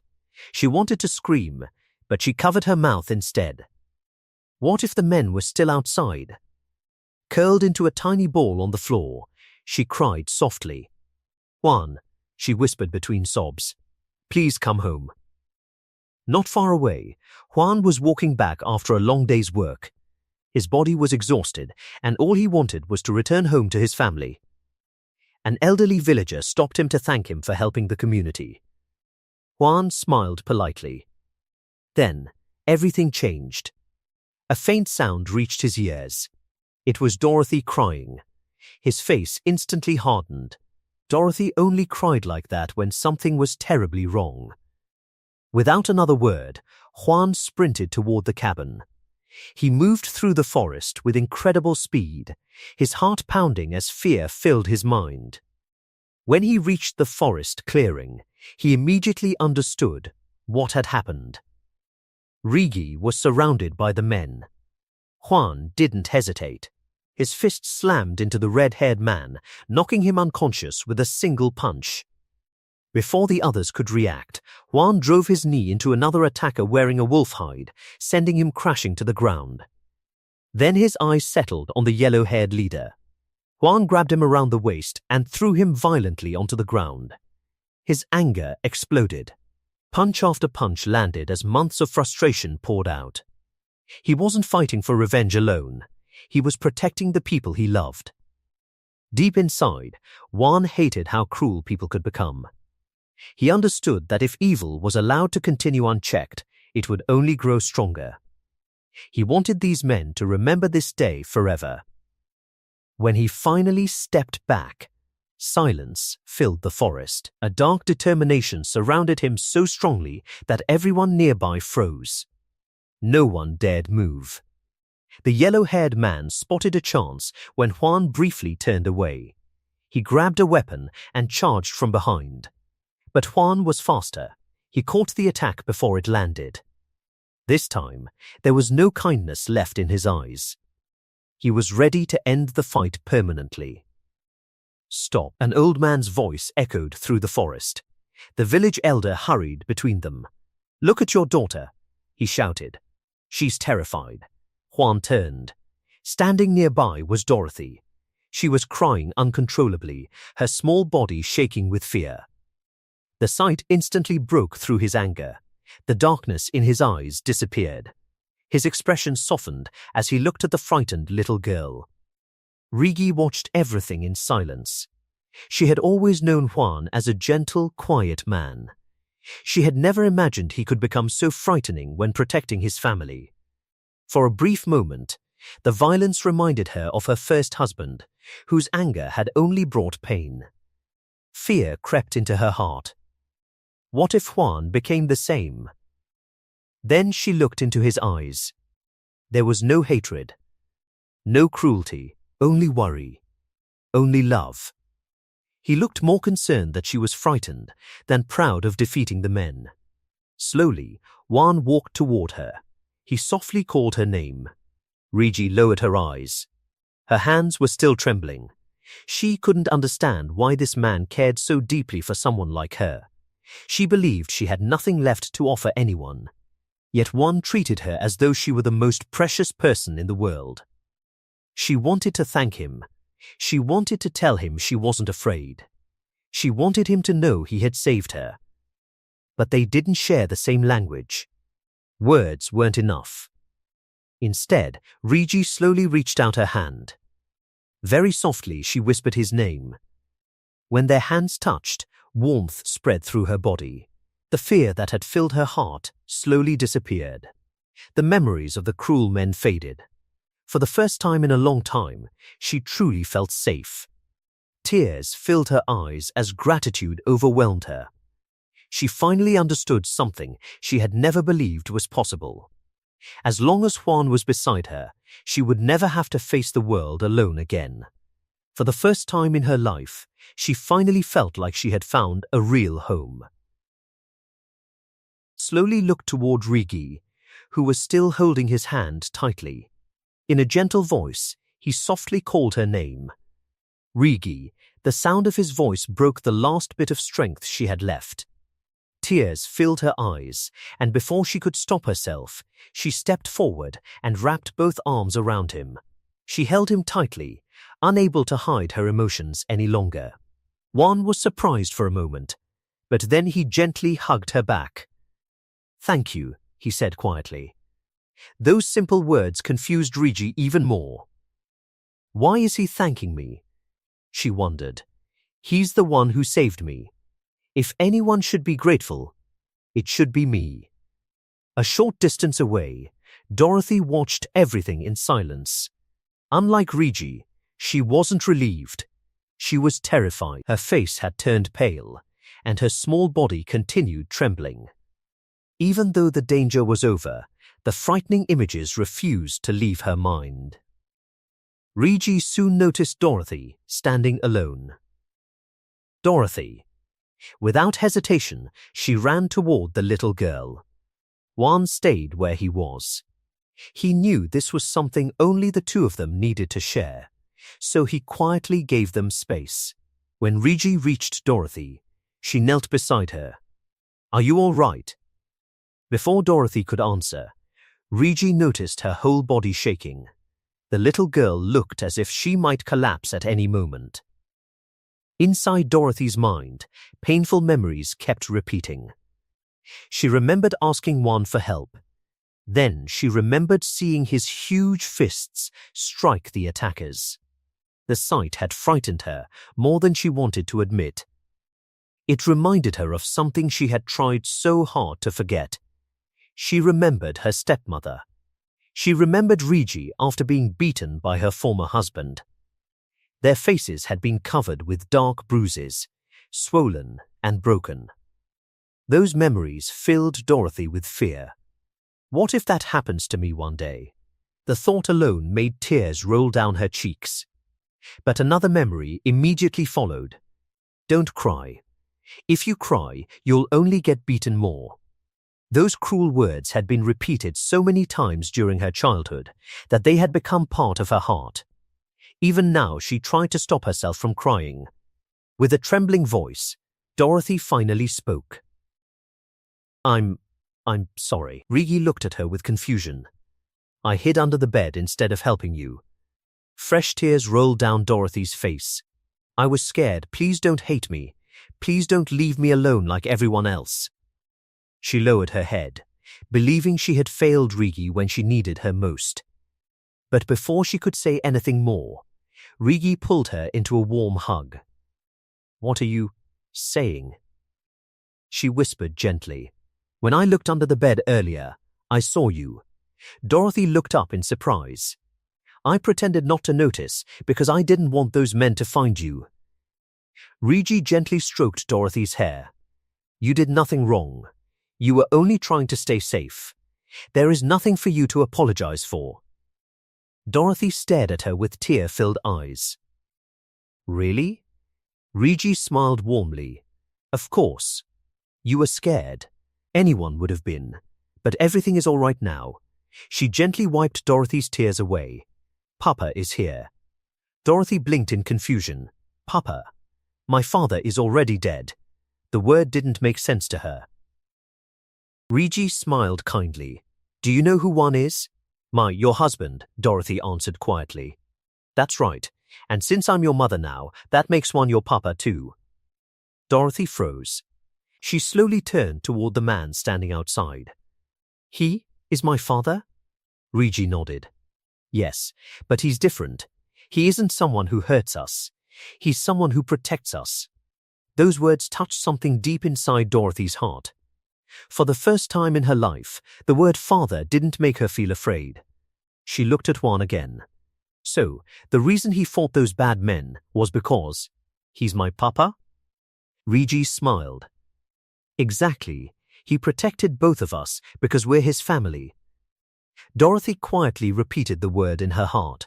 Papa. The more she thought about it, the warmer she felt inside. She remembered everything Juan had done since meeting her. He never hit her. He carried her when she was tired. He shared his food with her. He held her close whenever she felt afraid. He even gave her a name. No one had ever treated her so kindly before. A bright smile slowly spread across her face. Unable to stop herself, she suddenly ran outside. "Papa! Papa!" She called out happily as she rushed toward Juan. Hearing the voice, Juan turned around. The moment he saw Dorothy running toward him with sparkling eyes, his expression softened completely.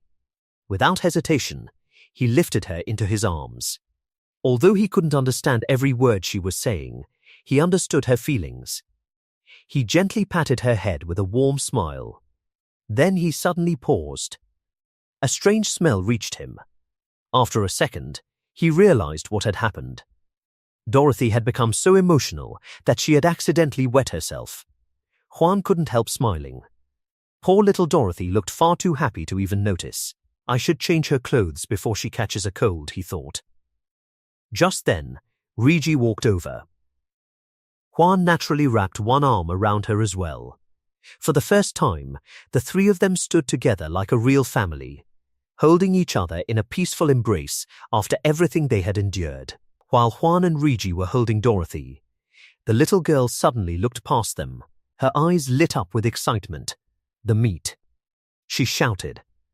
Before either of them could react, Dorothy slipped out of Juan's arms and ran toward the place where the attackers had fallen.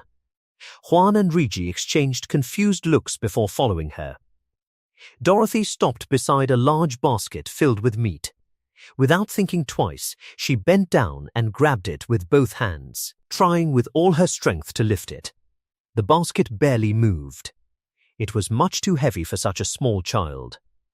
Even so, Dorothy refused to give up. She clenched her teeth and kept pulling with all the strength she had. Little by little, the basket finally began to rise. Juan stared at her in disbelief. He couldn't help smiling. Her love for meat is unbelievable, he thought. Seeing her struggle, Juan quickly walked over and effortlessly picked up the heavy basket. Dorothy looked at him with sparkling eyes. To her, he looked like the strongest person in the entire world. Watching the admiration on her face made Juan chuckle to himself. Becoming a hero in a child's eyes is surprisingly simple, he thought. Sometimes all it takes is carrying a basket of meat. Rigi smiled as she watched them together. "Bring the meat inside," she called. "And take Dorothy with you. It's not safe to stay out here." Juan nodded. The three of them returned to the cabin together. Compared to the terrifying events outside, the little home now felt warm, peaceful, and full of hope. After putting everything away, Juan quietly stepped back outside. The moment he closed the door behind him, the warmth disappeared from his face. His eyes became cold again. The three attackers were still lying on the ground, groaning in pain. Part of Juan wanted to end everything right there. If those men stayed alive, they might return someday. If that happened, Rigi and Dorothy would be in danger again. His fists slowly tightened. The anger burning inside him hadn't disappeared at all. He wanted to make sure those men would never hurt anyone again. Just as he took a step forward, the village elder quickly stood in his way. "You mustn't kill them," the old man said firmly. Juan looked at him in silence. "So you're telling me to let them live?" The elder nodded. Juan didn't answer immediately. Instead, he took a deep breath and thought carefully. "If I kill them, the villagers may see me as a murderer. I could be arrested, or worse, become a slave again." That thought stopped him. His life no longer belonged only to himself. He had people waiting for him now. He couldn't make reckless decisions anymore. Juan slowly lowered his fists. Then he looked down at the defeated men with burning hatred. "You filthy cowards," he muttered. Inside his heart, however, he made a silent promise. "I'm sparing you today because I have a family to protect. But I'll remember every one of your faces. If you ever threaten them again, I won't show mercy a second time." Although he chose not to kill them, his determination remained unshaken. After calming himself, Juan noticed the supplies scattered across the ground. There were tools, food, and other useful items. Throwing them away would only make survival harder. Life in the mountains was never easy. Every resource mattered. Juan gathered everything the attackers had left behind and carried it back toward the cabin. As he walked, he glanced through the open doorway. Inside, Dorothy was happily talking to Rigi while proudly showing off the basket of meat. Their laughter filled the little cabin. For the first time since he had met them, both of them looked truly safe. The sight instantly melted away the remaining anger inside him. A gentle smile slowly appeared on his face. Not long ago, Juan had believed he was completely alone in the world. He had already experienced the pain of losing the people he loved. That emptiness had nearly destroyed him. Now, things were different. Without even realizing it, Rigi and Dorothy had become his family. They had given his life a new purpose. As Juan stepped back inside the cabin carrying the supplies, he looked at the two people waiting for him. Dorothy laughed happily as she proudly guarded the precious basket of meat, while Regi smiled with relief, knowing the nightmare had finally ended. Watching them together filled Juan's heart with quiet determination. He had already lost one family. He refused to let history repeat itself. No matter what dangers lay ahead, no matter how many enemies stood in his way, he would never allow anyone to hurt them again. From this day forward, Regi and Dorothy were no longer alone. They had someone willing to stand between them and the entire world. And as Juan looked at his wife and daughter, he made a silent promise to himself. I couldn't protect the family I lost before, but this time will be different. No matter what happens, I will protect them with everything I have. Juan carefully brushed Regi's hair away from her face as he examined the bruises left by the attack. His eyes were filled with worry. Every injury she carried reminded him that he had arrived too late. A heavy feeling settled in his heart. If only I knew healing magic, he thought. I could erase all of these wounds in an instant. The thought frustrated him. He hated feeling powerless when the people he cared about were suffering. Seeing the sadness in his eyes, Regi gently reached up and placed her hand on his cheek. She smiled softly, silently telling him that she was all right. Then she did something unexpected. Using both hands, she gently pulled the corners of his mouth upward, encouraging him to smile. Juan blinked in surprise. Her small gesture was simple, but it warmed his heart. Before he realized it, he was smiling again. Without saying a word, Juan carefully lifted Regi into his arms. She looked at him with wide, confused eyes. Embarrassed, Juan quickly explained, "The floor is cold. You shouldn't sit there." Regi couldn't help smiling at his awkward excuse. As Juan looked closer, however, he suddenly froze. The bruises on her face, they were disappearing. He stared in disbelief. Only moments ago, the marks had been clearly visible, but now they were fading right before his eyes. His heart began racing. Could it be? He remembered all the strange magical training he had been practicing recently. Did it finally work? Excitement quickly replaced his worry. I can use healing magic. Unable to hide his happiness, Juan grinned from ear to ear. Meanwhile, Regi simply stared at him, completely confused about why he had suddenly become so cheerful. The following morning, life in the village continued as usual. Not everyone, however, was happy about the mountain guardian. A woman angrily kicked a rooster wandering near her feet. "Has that idiot completely lost his mind?" she shouted. "He even gave my precious cloth to that mountain guardian." Standing beside her, the village chief remained calm. "Does it really upset you that much?" She turned toward him with an angry expression. "I saved that fabric for 10 years. There was no reason to hand it over." "I know," the chief replied. "But we didn't have much choice." His expression became serious. "If more people get injured or die, this year's harvest will be ruined." The woman crossed her arms. "So that's worth giving away something I've protected for a decade?"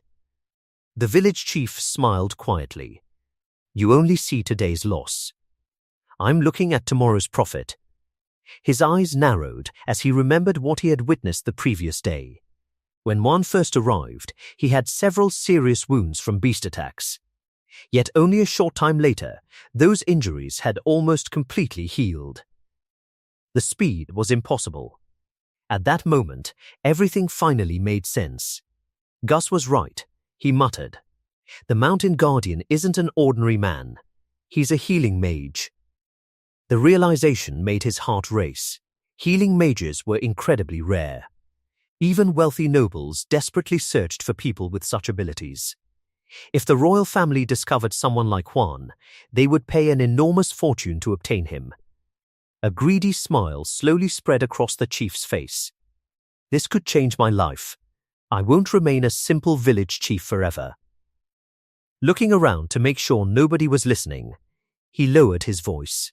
"Fortunately, these villagers know nothing about healing magic.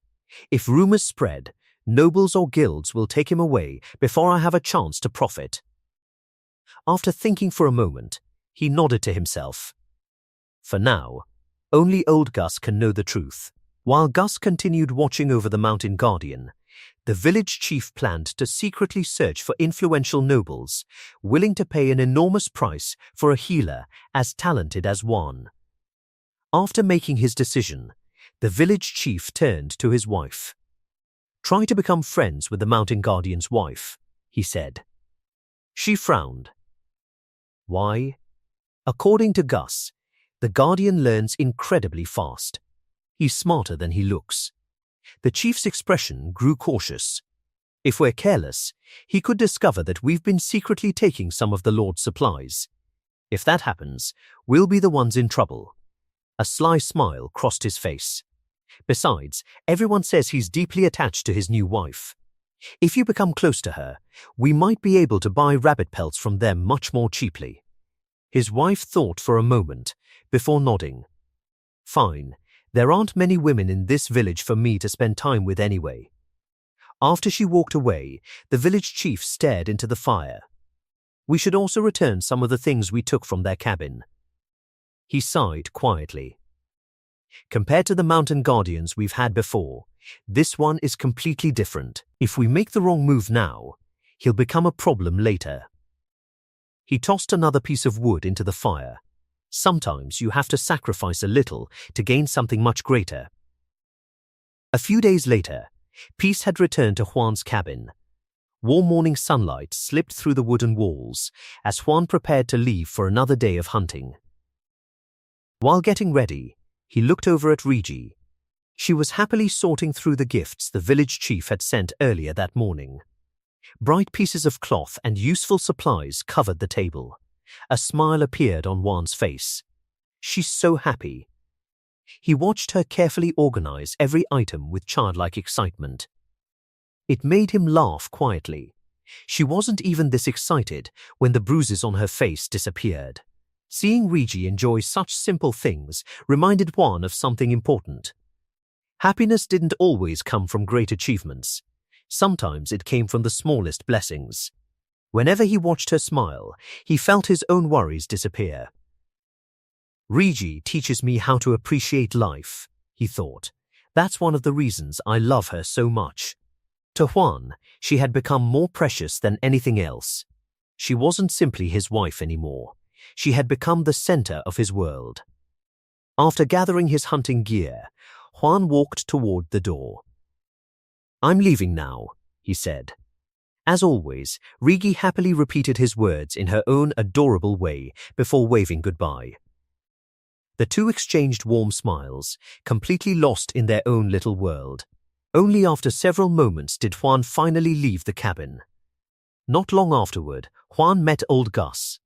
Today's plan was simple. They were going rabbit hunting. But instead of feeling excited, Juan looked troubled. "Can I really kill a rabbit?" It wasn't hunting that bothered him. It was Dorothy. For some reason, every time he imagined a rabbit, Dorothy's face immediately appeared in his mind. Her innocent smile, her soft expression, even Rigi reminded him of a gentle little rabbit. Juan rubbed his forehead and sighed. "I'm supposed to be a hunter. Why am I becoming soft?" No matter how hard he tried, he couldn't shake the image from his mind. How am I supposed to kill something that reminds me of my own family? He let out another helpless sigh. "If we do find one, I hope it's the ugliest rabbit in the entire forest." As Juan and Gus walked deeper beneath the towering trees, the forest became quieter. The sunlight barely reached the ground. Everything felt strangely still. Then, something moved inside a thick patch of bushes. Juan stopped. Hidden within the shadows, two glowing crimson eyes slowly opened. Whatever was hiding there had been silently watching them all along, and it wasn't taking its eyes off them. Juan stepped outside the cabin and took a deep breath. The cool morning air felt refreshing, and the peaceful silence gave him a chance to relax before another busy day. He stretched his arms and looked around with satisfaction. "I've already carried the water and chopped enough firewood," he said to himself. "There's still some time before I leave." After thinking for a moment, an idea came to mind. Maybe I should practice my magic. Ever since arriving in this strange world, using healing magic had become much easier. Small cuts, bruises, and other minor injuries disappeared with little effort. But there was one type of magic he still couldn't control: fire magic. He remembered the battle with the giant wolf. During that desperate fight, flames had appeared in his hand without warning. Ever since then, he had tried countless times to repeat it, but nothing had happened. Why did it only work that day? He wondered. Was it because my life was in danger? The theory made sense. Taking a slow breath, Juan closed his eyes and focused on the flow of magical energy inside his body. He tried to recreate the same feeling he had experienced during that life-or-death battle. Slowly, he raised one hand. Firestorm. Nothing happened. The morning remained completely silent. Not even the smallest spark appeared. Juan looked at his empty palm and sighed. I wasn't expecting a miracle anyway.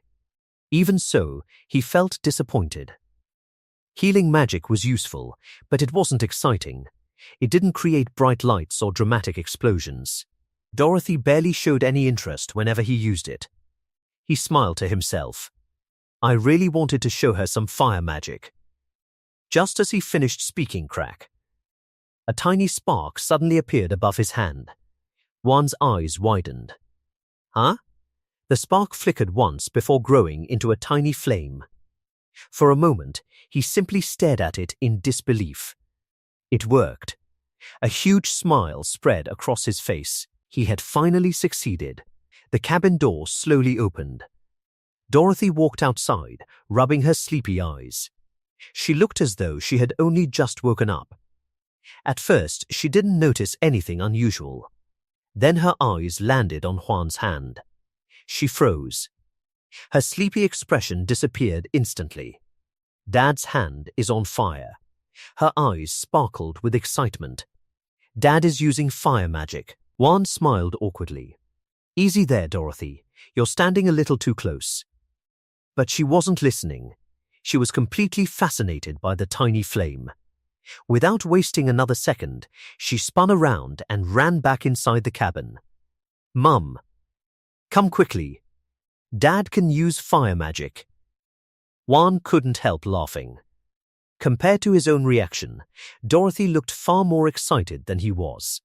Only moments later, Regi hurried outside. What happened? Then she saw the flame. Her eyes grew wide with surprise. Juan, fire is coming out of your hand. Dorothy proudly pointed toward him. I told you, Dad can use fire magic. Juan looked at the two of them. Regi stared at the flame in amazement.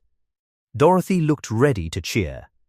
Their reactions made him smile. Maybe the flame was tiny, but to them, it was incredible. I guess I need to practice more, he thought. One day I'll show them real fire magic. For now, though, even this tiny flame was proof that he was getting stronger. At least, he laughed, I can use it to start campfires. Suddenly, Regi remembered something. Oh. Without saying another word, she hurried back inside. Dorothy immediately chased after her. Mom, wait for me. Juan watched the two of them disappear. A moment ago they had been amazed. Now they had already forgotten about him. Standing alone, he looked at the tiny flame floating above his hand. I worked hard for this, he muttered. Then another problem occurred to him. Wait, how do I turn it off? He stared at the flame. It kept burning peacefully. He waved his hand. Nothing happened. He shook his arm several times. Still nothing. The little flame refused to disappear. Juan scratched his head. This is becoming embarrassing. After trying everything he could think of, he finally gave up. It'll probably go out by itself. The moment he finished speaking, poof, the flame disappeared. Juan blinked. Seriously, he stared at his empty hand before letting out a helpless laugh. The magic in this world is definitely strange. Shaking his head, he walked back toward the cabin, completely unaware that the day ahead would become another important step in his journey. When Juan entered the cabin, he found Dorothy staring into a wooden bucket with a disappointed look on her face. He walked over and peeked inside. Only a few small pieces of meat remained. No wonder she looked so upset. Dorothy sighed deeply.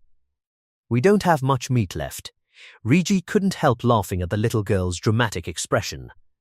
Juan smiled and crouched beside her. "Don't worry." Dorothy immediately looked up with hopeful eyes. "I'll bring home a rabbit today." Her gloomy face instantly brightened. Before she could say anything else, a familiar voice called from outside. "Juan." Juan turned toward the doorway. Old Gus was waiting outside with his hunting gear already prepared. "So you're ready?" the old hunter asked. Juan grabbed his bow, arrows, and travel bag. "It's time." As he walked toward the door, Dorothy ran over to him. "Have a safe trip, Dad." Juan smiled warmly and gently patted her head. "Be a good girl while I'm gone." Rigi stepped closer. "You be careful too." Juan nodded before leaning forward and giving her a gentle kiss. Dorothy watched them carefully. After a few seconds, she raised her hand. "Me too." Juan laughed. "You want one as well?" She nodded seriously. Without hesitation, Juan crouched down and kissed her on the cheek. Dorothy immediately smiled with satisfaction, as though she had completed an important mission. Juan and old Gus headed deep into the mountains. The journey wasn't just a hunt. It was another lesson. As they walked, Gus pointed out useful plants, different kinds of trees, and animal tracks hidden across the forest floor. "That wood burns longer," he explained while pointing toward a large tree. A little farther ahead, he stopped beside several small droppings. "Rabbit tracks. They passed through here recently." Juan listened carefully. Everything around him was new. Every lesson increased his chances of surviving in this unfamiliar world. After walking for some time, Gus suddenly raised one hand. "Stop." Juan froze instantly. The old hunter silently pointed ahead. There, Juan carefully followed his finger. Standing in a grassy clearing was a rabbit. At least, it looked like one. Juan frowned. "This isn't the kind of rabbit I remember." The creature was much larger than any rabbit from Earth. It stood nearly waist-high and hopped with long, powerful legs, making it look more like a small kangaroo. Juan couldn't help smiling. So even rabbits are different in this world. Gus quietly nodded. "This is the perfect prey for your first hunt." Juan kept watching the animal. "It doesn't seem dangerous." "Exactly. Compared to the wolf you fought before, this creature can't fight back." The old hunter smiled as old memories returned. "I still remember my own first hunt." Then his expression became serious. He handed Juan the bow. "This one is yours. I'm only here to teach." Juan slowly nocked an arrow. Just before he aimed, Gus gave him one final instruction. "Shoot its leg first." Juan immediately looked confused. "The leg? If I do that, it won't die. It'll only suffer." Gus calmly nodded. "That's right." Juan remained silent. The answer made him uncomfortable. Gus looked toward the distant mountains. "Hunting isn't kind. First you learn to hit a still target. Then you learn to hit a moving one." He looked directly into Juan's eyes. "This isn't cruelty. It's survival. The mountains belong to no one. Today, luck may be on your side. Tomorrow, it may belong to the beast. If you want to return home alive, you must learn every lesson the mountains teach." Juan slowly tightened his grip on the bow. He finally understood. Old Gus wasn't teaching him how to kill. He was teaching him how to survive. At that very moment, the rabbit suddenly lifted its head. Its ears twitched. For a brief second, Juan was reminded of the day he first arrived in this strange world. He remembered the cage, the fear, the feeling of being completely powerless. Those memories flashed through his mind before disappearing again. He took a slow breath. I still know almost nothing about this world, but Gus is trying to keep me alive. Juan raised his bow. Everything around him became silent. The wind stopped. The leaves stood perfectly still. Even the sounds of birds disappeared. The rabbit remained completely unaware of the danger. Juan steadied his breathing. Then he released the string. The arrow shot forward like lightning, racing toward its target. For one brief moment, the entire forest seemed to hold its breath. Juan practiced hunting with old Gus. Following Gus's instructions, he shot a rabbit with his bow. The arrow hit the rabbit's back leg, leaving it badly injured. The rabbit screamed and struggled to escape. Juan felt shocked because it was his first successful shot. Instead of telling Juan to finish the rabbit quickly, old Gus gave him a strange order. He told Juan to shoot the rabbit again and aim for its front leg. Juan was confused. The rabbit was already suffering, and one final shot could end its pain. He could not understand why Gus wanted him to make the animal suffer even more. Juan watched the rabbit crawl across the ground while crying in pain. He felt sorry for it, but then he thought about Reggie and Dorothy waiting for him at home. He reminded himself that he was learning to hunt so he could feed and protect his family. Ignoring his emotions, he raised his bow and fired another arrow. It hit the rabbit, ending the lesson. Juan accepted that sometimes survival required making difficult choices, even if others thought he was cruel. Later, Juan and old Gus rested under the trees. Juan admitted that he could have killed the rabbit with his first shot, but had instead caused it unnecessary pain. He realized hunting was not heroic. It was simply a way to survive. He promised himself never to forget how heavy that moment felt because he did not want killing to become easy or normal. Old Gus then handed Juan a heavy sack filled with rabbits. He told Juan they were his reward for completing the lesson. Juan was surprised and grateful because the meat would feed Reggie and Dorothy for several days. Soon they spotted one last rabbit standing in a nearby field. Juan reached for his bow, but stopped. Instead of killing it, he had a better idea. Rabbits reproduce quickly, so raising one at home could provide a steady source of food in the future. He decided to catch it alive instead. Gus approved of the decision and gave Juan another sack. After carefully chasing it, Juan successfully captured the rabbit without harming it. Later, Juan visited old Gus's house while carrying the live rabbit. As he rested, he thought about his old life. Before meeting Reggie and Dorothy, he had lived alone without purpose. Now he finally had a family worth protecting, and that gave his life meaning. While looking around Gus's house, Juan noticed a wooden board covered with strange symbols. He realized they were written words from this world. Excited, he asked Gus to teach him how to read.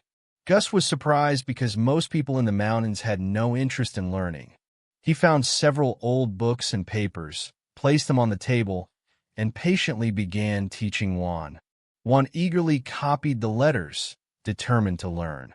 As Gus watched Juan study, he remembered his own past.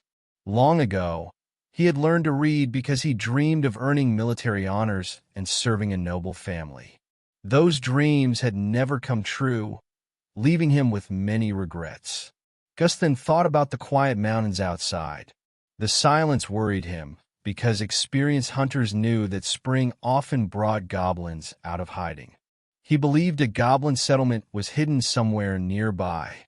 His injured leg hurt more every day, reminding him that he was growing weaker. Before his body completely failed, he promised himself he would destroy the goblins. That evening, Juan returned home. Dorothy happily ran to him and hugged him tightly. She proudly showed him the dress Reggie had been making for her. Juan praised the beautiful work before placing the heavy sack on the floor. Dorothy suddenly noticed the sack moving. Curious, Reggie untied it, and a rabbit burst out, racing around the cabin. Everyone watched in surprise. Then Dorothy noticed something strange. The rabbit had a small pair of horns growing from its head. Juan and Reggie stared in silence. The rabbit they thought was ordinary turned out to be a mysterious horned creature, leaving everyone wondering what it really was. Dorothy couldn't take her eyes off the strange rabbit. "It's so cute," she said happily as she stared at its tiny horns. Reggie quickly stepped in front of her. "Dorothy, don't get too close." The little girl tilted her head in confusion. "Why?" "It has horns," Reggie explained. "We don't know if it's dangerous." Even though she warned Dorothy to stay back, Reggie carefully walked toward the rabbit herself. "I'll catch it." Dorothy watched with excitement. "Wow." Reggie slowly reached out with both hands, expecting the rabbit to jump away at any moment. Instead, the rabbit didn't move. A second later, it was quietly sitting in her hands. Reggie blinked in surprise. "I actually caught it? That didn't seem right. Wild rabbits were supposed to be quick. This one wasn't even trying to escape." Then, she noticed something. The rabbit's body was shaking. Looking closer, she saw several wounds hidden beneath its fur. "It isn't scared. It's injured." Dorothy's smile disappeared immediately. "The bunny is hurt?" Her cheerful voice became filled with worry. "What should we do?" She quickly looked toward Juan. "Dad, can you help the bunny?" Juan gently took the rabbit from Reggie's hands and carefully examined its injuries. There were several cuts across its body. Without saying a word, he raised one hand. A soft golden light gathered around his fingers. Reggie and Dorothy watched quietly. The gentle glow slowly surrounded the rabbit. Little by little, the cuts began disappearing. The trembling stopped. Within moments, the rabbit looked perfectly healthy again. Dorothy's eyes sparkled. "The bunny is all better." She looked at Juan with complete admiration. "Dad, you're amazing." Then she smiled even wider. "Really, really amazing." Without hesitation, she threw her arms around him. Reggie smiled warmly as she watched the scene unfold. Juan couldn't hide his happiness. Hearing their praise filled him with pride, and a faint blush appeared on his face. For a few peaceful moments, he simply enjoyed being surrounded by the people he loved. As he bent down to place the rabbit on the floor, Dorothy suddenly stopped him. "Wait." She hurried inside and returned carrying a small woven basket. "Put the bunny in here." Juan smiled and gently placed the rabbit inside. Dorothy knelt beside the basket and softly patted the little animal. "I'll take good care of you. I promise I'll protect you." The rabbit quietly looked back at her, almost as if it understood. Juan and Reggie exchanged smiles. Seeing Dorothy care so deeply for such a tiny creature filled both of them with happiness. That night, the cabin was peaceful. Dorothy had fallen asleep beside her bed, with the rabbit's basket tucked safely against her chest. Meanwhile, Juan sat beside Reggie, practicing the written language of this world. She patiently helped him read and write each new letter. As Juan copied the characters onto paper, his thoughts slowly wandered. "People are never satisfied," he thought. "At first, I was simply grateful to survive." He remembered being dragged through the mountains like livestock after arriving in this strange world. Back then, survival had been his only wish. Then he found a home. After that, he expanded the cabin so Dorothy would have more space to play. Now, he wanted to learn how to read and write. A small smile appeared on his face. Life kept giving him new dreams. He glanced toward Reggie. Out of everything he had gained, she was the greatest gift of all. She had spent the entire day helping him study without a single complaint. Juan quietly noticed the tiredness on her face. "You've worked hard today," he said softly. Without waiting for an answer, he gently placed his hands on her shoulders. Riji jumped slightly in surprise. Then, Juan slowly began massaging her aching shoulders. She relaxed almost immediately. "Thank you," she whispered with a shy smile. His warm hands eased away the day's exhaustion. The room grew quiet again. Neither of them needed words. Simply sitting together like this was enough. For Juan, this peaceful evening felt more valuable than anything he had ever owned. The next morning, the village chief climbed into a carriage and began the long journey to the nearest city. As the wagon rattled along the rough road, he let out a tired sigh. "It takes almost a day and a half just to reach the city," he complained while rubbing his sore back. "I've only been traveling for a few hours, and my whole body already aches." His frustration quickly faded as thoughts of money filled his mind. "I've paid for the carriage, the trip, and an informant. This had better be worth it." A greedy smile slowly spread across his face. Most healing mages are weak and fragile. But that mountain guardian, he is completely different. The chief remembered Juan's enormous strength and unbelievable healing ability.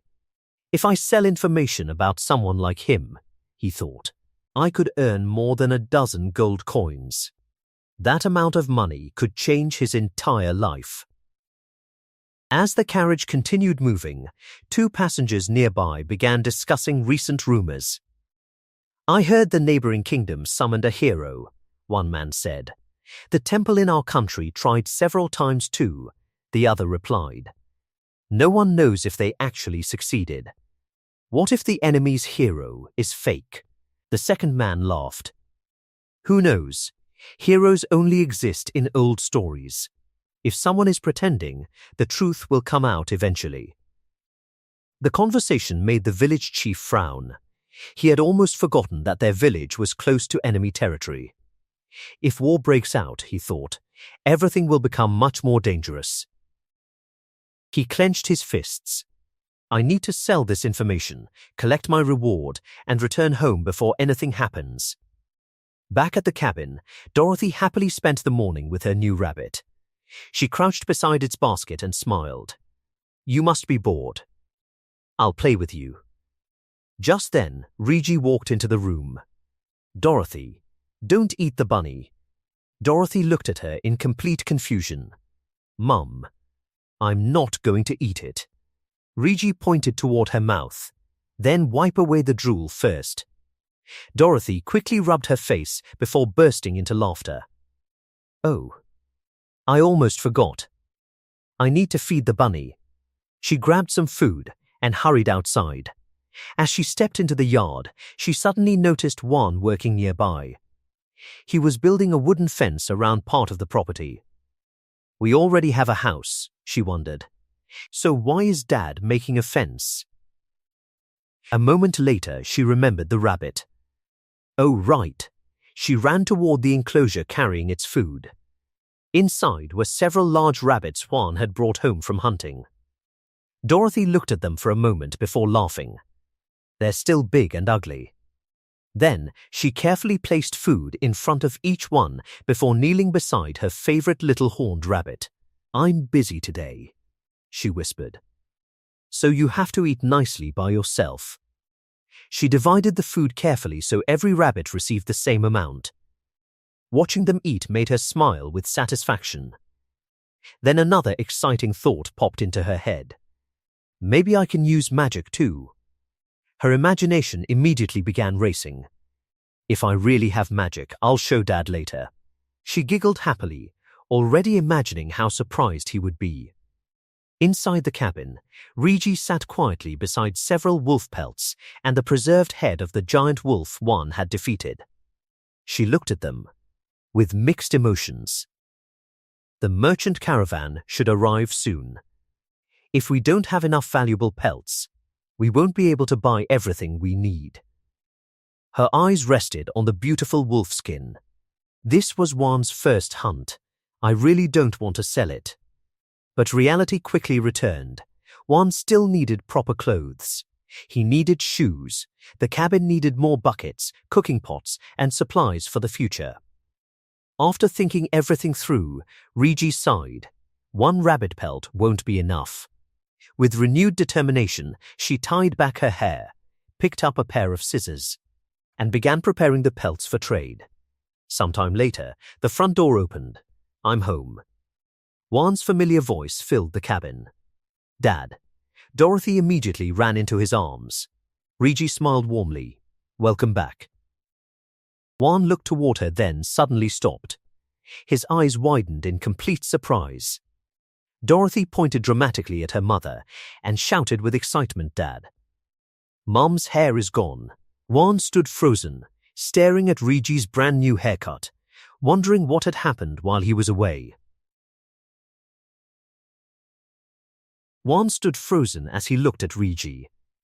For a brief moment, he almost didn't recognize her.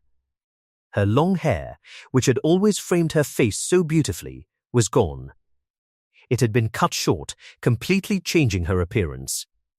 Beside them, Dorothy walked around her mother with a puzzled expression. "Mom," she asked, "where did your hair go?" Rigi smiled awkwardly. "I cut it." Dorothy's face immediately fell. "But your long hair was so pretty." Hearing those words, Juan finally understood what had happened. Rigi hadn't cut her hair because she wanted a new look. She had sold it. In this world, long hair wasn't just part of a woman's beauty. It was something many poor families sold whenever they desperately needed money. She had sacrificed it for their future. Juan slowly walked toward her. Without saying anything, he gently cupped her cheek. "I'm sorry, Rigi," she blinked in confusion. Why was he apologizing? Most husbands wouldn't think twice about something like this. To them, hair was simply another resource that could be exchanged for money. But Juan wasn't worried about the money. He was worried about her. Looking into his gentle eyes, Rigi suddenly felt tears gathering. She wasn't crying because she regretted cutting her hair. She was crying because someone cared enough to feel sorry for her. Unable to hold back her emotions, she stepped forward and wrapped her arms around Juan. She buried her face against his chest. "My heart feels so warm," she thought. Juan quietly returned the hug, holding her close without saying another word.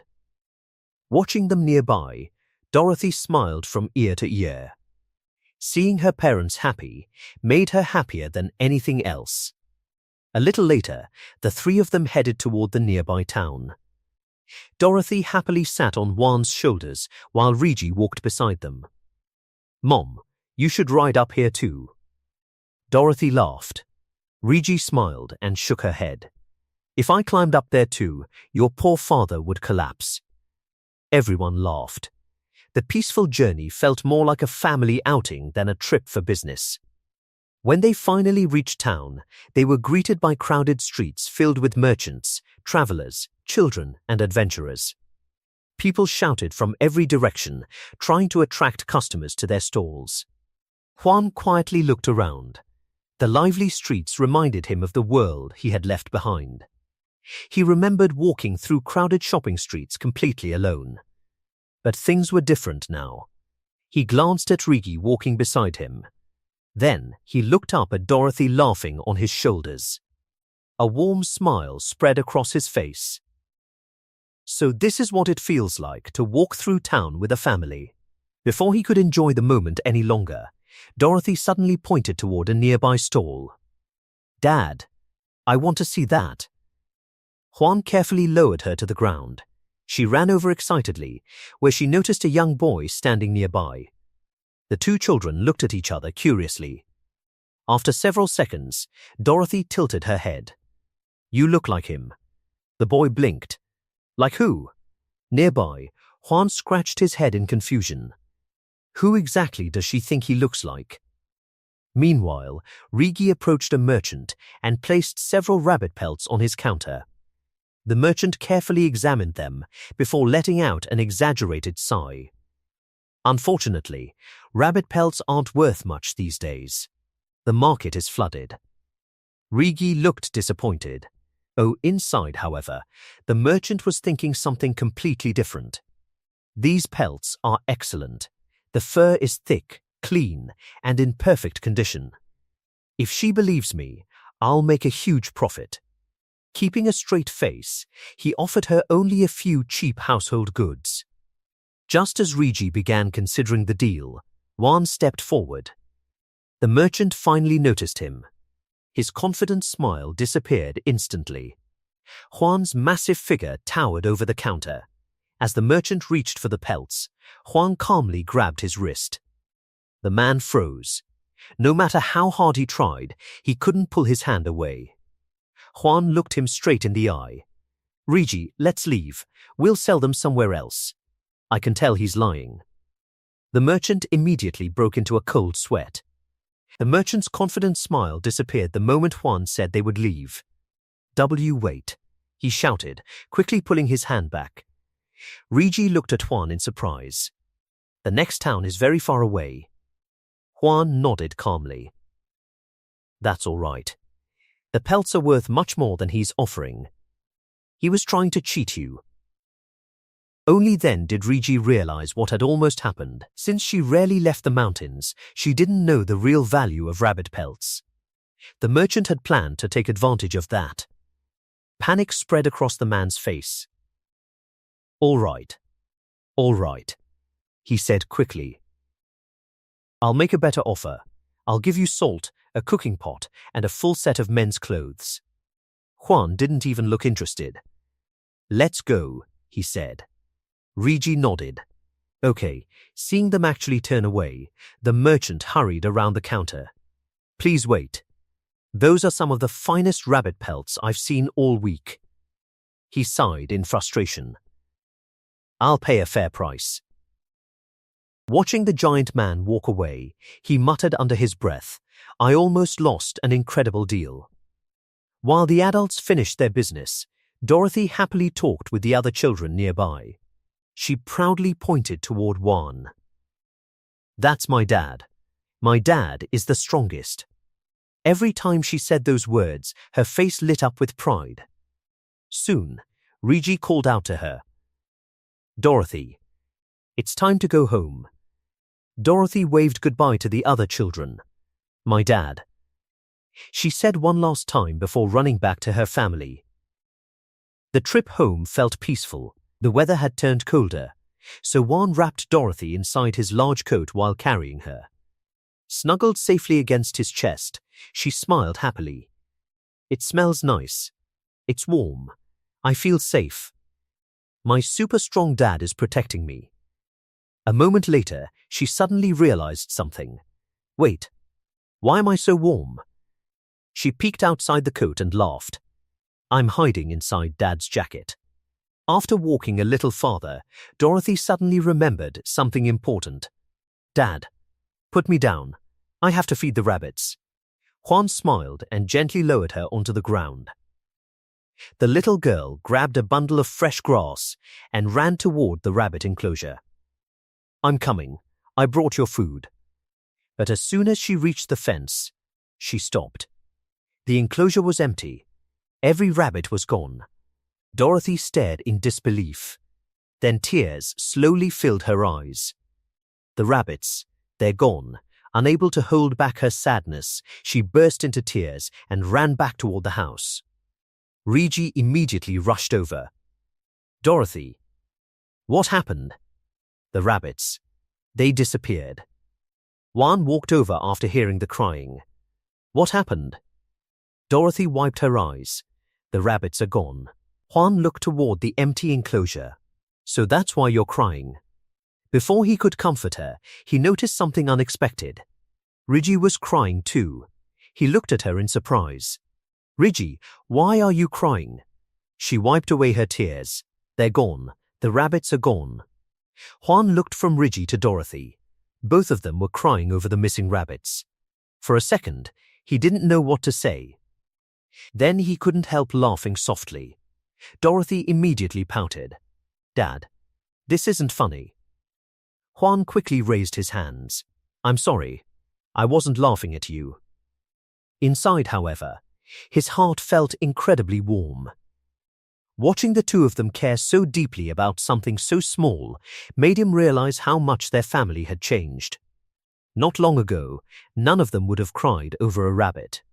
Now they laughed together, cried together, and shared every little joy and sadness. So this is what a real family feels like, Juan thought with a gentle smile. Far away in the mountains, the peaceful atmosphere ended. Old Gus crouched silently behind a massive boulder, carefully hiding his presence. Slowly, he peeked around the rock. Several goblins were moving through the forest below. He quietly watched them until his eyes settled on something hidden among the trees. A village. Wooden huts stood between the rocks, surrounded by watchtowers and guarded paths. Dozens of goblins walked from one building to another. At last, he had found what he had been searching for. A cold smile spread across his face. So, this is where you've been hiding. His grip tightened around his weapon. The Goblin Village. Hidden behind a massive boulder, old Gus silently watched the goblin settlement below. Dozens of goblins wandered through the camp, arguing, fighting, and pushing one another as they searched for food. Their numbers were far greater than he had expected. His grip tightened around his wooden staff. I want to charge in and kill them all right now, he thought, but he quickly forced himself to stay calm. That would only get me killed. His experienced eyes carefully studied the settlement. The camp was overcrowded. Food was becoming scarce, and tensions were already rising among the goblins. A cold smile crossed his face. When they run out of food, and women, they'll eventually start killing each other. Old Gus understood these creatures better than most people. One goblin alone wasn't very dangerous. Compared to wolves and other monsters, they were actually quite weak. The real danger came from their numbers. They never fight alone, he whispered. They hunt in groups. And no matter how many die, they multiply faster than anyone can stop them. The thought filled him with disgust. He remembered the terrible stories he had heard over the years. Goblins raided villages, kidnapped women, and forced them to give birth until they eventually died. The memory made his jaw tighten. Spring was approaching. When that season arrived, the goblins would become even more aggressive. He couldn't allow that to happen. His thoughts slowly turned toward one person. Juan. A quiet sigh escaped his lips. Every time he thanks me for teaching him, I feel guilty. Juan believed Gus was simply helping him become a hunter. But the old man had another reason. He wanted Juan to become strong enough to fight beside him. There's no other choice. Together, we'll destroy that goblin village. Back at the cabin, the atmosphere couldn't have been more peaceful. Rigi had just woken from a short nap. Stretching lazily, she stepped outside. The moment she looked into the yard, her eyes widened. Juan, you caught another rabbit. Juan smiled awkwardly. His mind immediately flashed back to the exhausting chase. The rabbit had been unbelievably fast. For hours he had chased it through bushes, over rocks, and across streams. More than once, it had escaped just when he thought he had caught it. I wanted to bring it home alive, but after chasing it all day, I finally gave up. Looking at Rigi, however, he simply smiled. It wasn't that difficult. Rigi laughed. You're amazing. She gently stroked the rabbit's soft fur. So, should we preserve the meat? Juan nodded. Let's roast it too. Rigi blinked. She wasn't familiar with that word. Seeing her confused expression, Juan quickly corrected himself. We'll preserve some and roast the rest. Oh. Rigi smiled brightly. I'll make it delicious. While she prepared the rabbit, Juan started a fire outside. A few moments later, he frowned. The flames were becoming weaker again. He looked down at his fingers. This fire magic is strange. Sometimes it works. Sometimes it doesn't. As he focused on cooking, he suddenly felt magical energy gathering again. Whoosh! Bright flames burst from his fingertips. Juan jumped in surprise. Wait. Not so much. He quickly pulled his hand away before the rabbit burned. The fire disappeared just as suddenly as it had appeared. Juan stared at his hand. Why does it only work whenever it wants? Then he remembered the battle against the giant wolf. Back then, the fire hadn't appeared in his hand. It had appeared directly on the wolf. His eyes slowly widened. Wait, what if I'm thinking about this completely wrong? Maybe the fire wasn't created in his hand at all. Maybe he was casting it directly onto whatever he wanted to burn. Excited by the idea, Juan closed his eyes. He imagined the rabbit slowly roasting over a gentle fire. Not burning, not exploding, just cooking evenly from every side. A second later, soft orange flames quietly appeared around the rabbit itself. The magical fire wrapped around the meat without touching anything else. Golden fat slowly dripped onto the hot coals as the rich smell of roasted meat filled the air. Juan's mouth slowly opened. It worked. The rabbit rotated gently while the flames cooked every side perfectly. A huge smile spread across his face. I finally figured it out. For the first time since arriving in this world, Juan truly understood how his fire magic worked, and judging by the delicious smell filling the cabin, his family was about to enjoy the best meal they had ever tasted. A little while later, Juan carried the freshly roasted rabbit into the cabin. The rich aroma filled the entire room before anyone even saw the food. Dorothy's eyes immediately lit up. Wow! Rigi covered her mouth in surprise. It smells incredible. The rabbit had turned a beautiful golden brown, its crispy skin shining in the firelight. Juices slowly dripped from the meat, carrying the delicious scent of herbs and bamboo throughout the cabin. Dorothy tilted her head. Is that chicken? Juan laughed. No, without saying another word, he gently pulled the roasted rabbit apart into 2 equal portions and handed one piece to Rigi and the other to Dorothy. Here, the two looked at each other before carefully taking their first bite. The moment the meat touched their tongues, they froze. The outside was perfectly crispy, while the inside remained tender and juicy. Every bite was filled with the flavors of herbs, bamboo, and slow-roasted meat. Their eyes grew wide with surprise. It's so delicious. Dorothy happily stuffed another bite into her mouth, while Rigi smiled warmly, enjoying every piece. Juan quietly watched the meat. He had barely touched his own meal, yet somehow he already felt full. Seeing the 2 people he loved enjoying his cooking brought him more happiness than eating ever could. Maybe this is what people mean when they say love makes food taste better, he thought with a smile.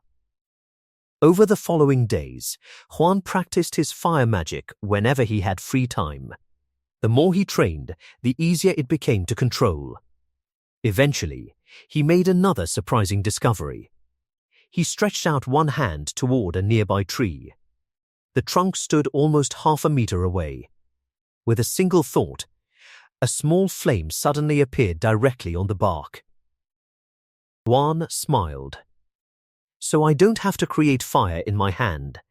I can create it directly on my target. The discovery excited him, but it also made him uneasy. If this works on trees, could it work on people too? The thought sent a chill through his body. That kind of power could become terrifying if it was used carelessly. After a moment, he shook his head. I'll never use it like that, unless I have no other choice. His eyes drifted toward the cabin. Inside, Rigi and Dorothy were laughing together. A gentle smile returned to his face. I only need enough power to protect my family. Thinking about everything that had happened since arriving in this strange world, Juan remembered the mysterious Santa Claus who had changed his life forever. He laughed quietly to himself. If I ever return home, I might actually hold a memorial service for Santa. The ridiculous thought made him laugh even harder. Just then, Dorothy's cheerful voice echoed from inside the cabin. "Dad." The bunny woke up. Juan hurried inside. The little horned rabbit was happily hopping around the room, while Dorothy followed closely behind. She carefully picked it up and smiled. "Mr. Bunny, today I'll show you our home." Without waiting for an answer, she proudly began giving the rabbit a tour. "This is our kitchen. It's the most important room because this is where Mum cooks delicious food." The rabbit twitched its nose. Dorothy nodded seriously, as though it had understood every word. Next, she walked over to one of the wooden walls. "And this is a wall." Juan couldn't stop smiling. She was explaining everything with complete sincerity. Finally, Dorothy carried the rabbit over to Regi. Holding it up proudly, she said, "Mr. Bunny, I'd like you to meet someone very important. This is my mum. You must never forget her." Regi's face instantly turned bright red with embarrassment. Just then, Juan stepped inside. Dorothy turned toward him with a huge smile. "Dad, Mr. Bunny is my junior disciple." Juan blinked. "Junior disciple? What does that mean?" Regi looked just as confused. Before either of them could ask another question, Juan suddenly noticed the way Dorothy was proudly holding the rabbit close to Regi. A strange thought entered his mind. His eyes slowly widened. "Wait, don't tell me." He quickly walked toward Regi before carefully kneeling in front of her. His heart began pounding. Looking at her with nervous excitement, he gently reached toward her stomach. "Regi, R-A-U," he swallowed hard. "Pregnant?" Regi froze. Dorothy blinked in complete confusion. For a brief moment, the entire cabin fell silent as Juan nervously waited for an answer, completely misunderstanding what Dorothy had meant. Yuan looked at Ri with a very puzzled face. Ri saw his reaction and shook her head quickly. She told him it was not a baby. It was just a word she used. Yuan felt a bit confused. He let out a quiet sigh of relief. He thought it was still too early to have a child. He smiled a little bit. He wanted to have a child later.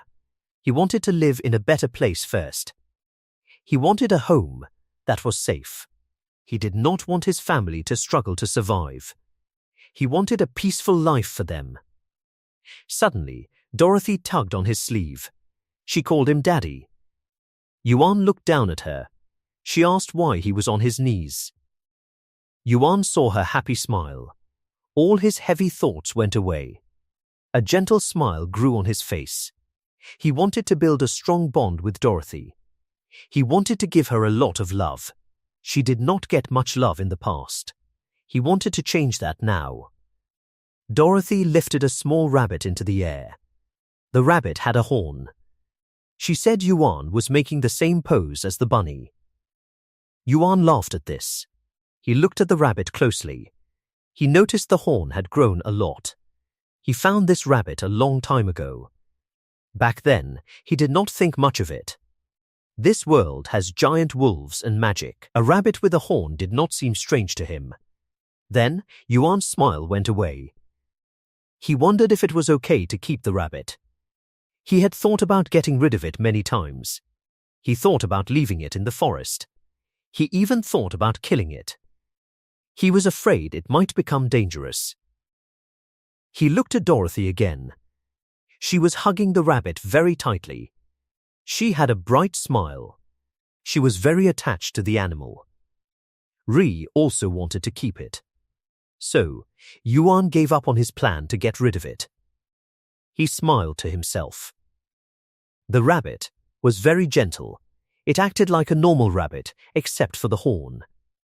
Yuan began to think about old Gus. Gus was a friend and a teacher. Yuan wanted to ask Gus about the rabbit. But Gus had not visited for 5 days. Yuan wondered if Gus went on a long trip. Yuan looked at the far mountains. Gus was getting old. He had a bad leg.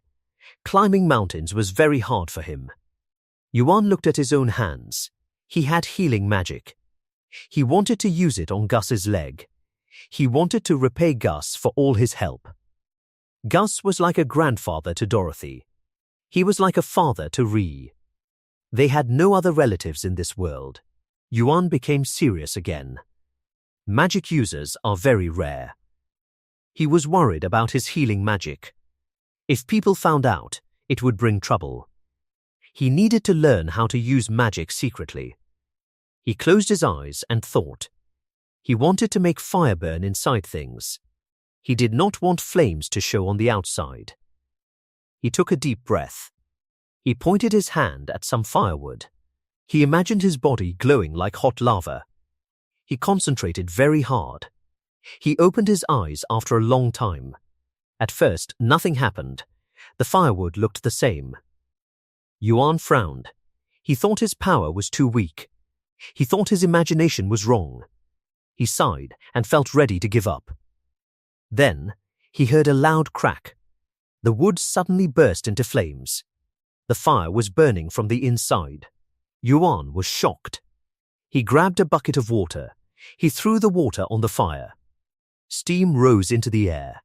He stared at the wet logs. He felt very excited. He did not fail. He actually did it. He felt proud of himself. Dorothy ran toward him again. She was smiling. She said it was time to eat. Ree was cooking rabbit meat. Dorothy jumped toward Yuan. He caught her quick. He told her not to jump so high. It was dangerous. Dorothy just giggled. She said the food was getting cold. Yuan smiled and carried her to the house. As they walked, he saw something strange. He looked at the mountains. There were many birds flying in circles. He had never seen birds act like that before. He felt worried. Dorothy tugged his sleeve again. She wanted him to hurry up and eat. Yuan took one last look at the mountains and nodded. When they got to the house, a voice called out. It was Gus.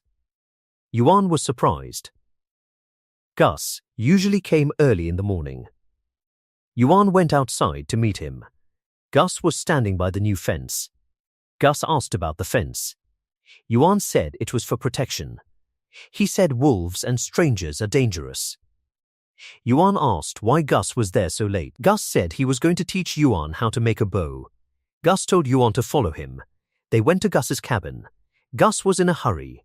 He picked up wood and an axe. He told Yuan to watch. Gus put a log on the ground. He made a wooden wedge. He did not hit the log hard. He tapped the wedge little by little. The log started to crack. Finally, it split into 2 clean pieces. Gus told Yuan not to rush. He said to do it slowly. Gus gave Yuan a piece of wood. Yuan tried to do it. He was a bit clumsy at first. Gus watched him and corrected his mistakes. They worked for many hours. Gus taught him many different things. Yuan felt that something was wrong. Gus said he would only teach the bow. But he was teaching everything at once. It felt like Gus was running out of time.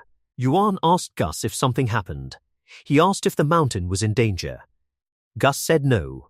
He asked why Yuan was worried. Yuan told him about the circling birds. Gus was silent for a moment. He said there are wolves in the mountains. He said a wolf probably attacked someone. Gus looked serious. He gave Yuan a finished arrow. He told Yuan to use it for practice. Yuan thanked him. Gus said he would teach more another day. Yuan turned to leave. Gus watched him. Gus then spoke again. He said he went to the village a few days ago. He told the chief about goblins. The chief sent his son to a town. There is a guild branch there. The guild will send adventurers to help. They should arrive soon. Gus looked at the mountains. His face was dark. He said goblins move very fast. He said the birds were eating human bodies. Gus said a group of people were hiding in the mountains. They were near the goblins. A woman in the group probably attracted the goblins. Then, the goblins killed them all. Gus said things were going to get bad. He said the trouble would reach the village soon. Gus was very calm and cold. He said sacrifices must happen. He told Yuan that he must survive. He said Yuan was strong. Gus even said that if Ri died, Yuan could find another woman. He said Yuan could build a new family. Gus reached for a sword. He pulled it out. The blade was very bright. Gus said he was a hunter. He said hunters eventually find the greatest hunting ground. He swung the sword very fast through the air. He said there is no greater happiness than this. He kept his eyes on the mountains. He was ready for what was coming.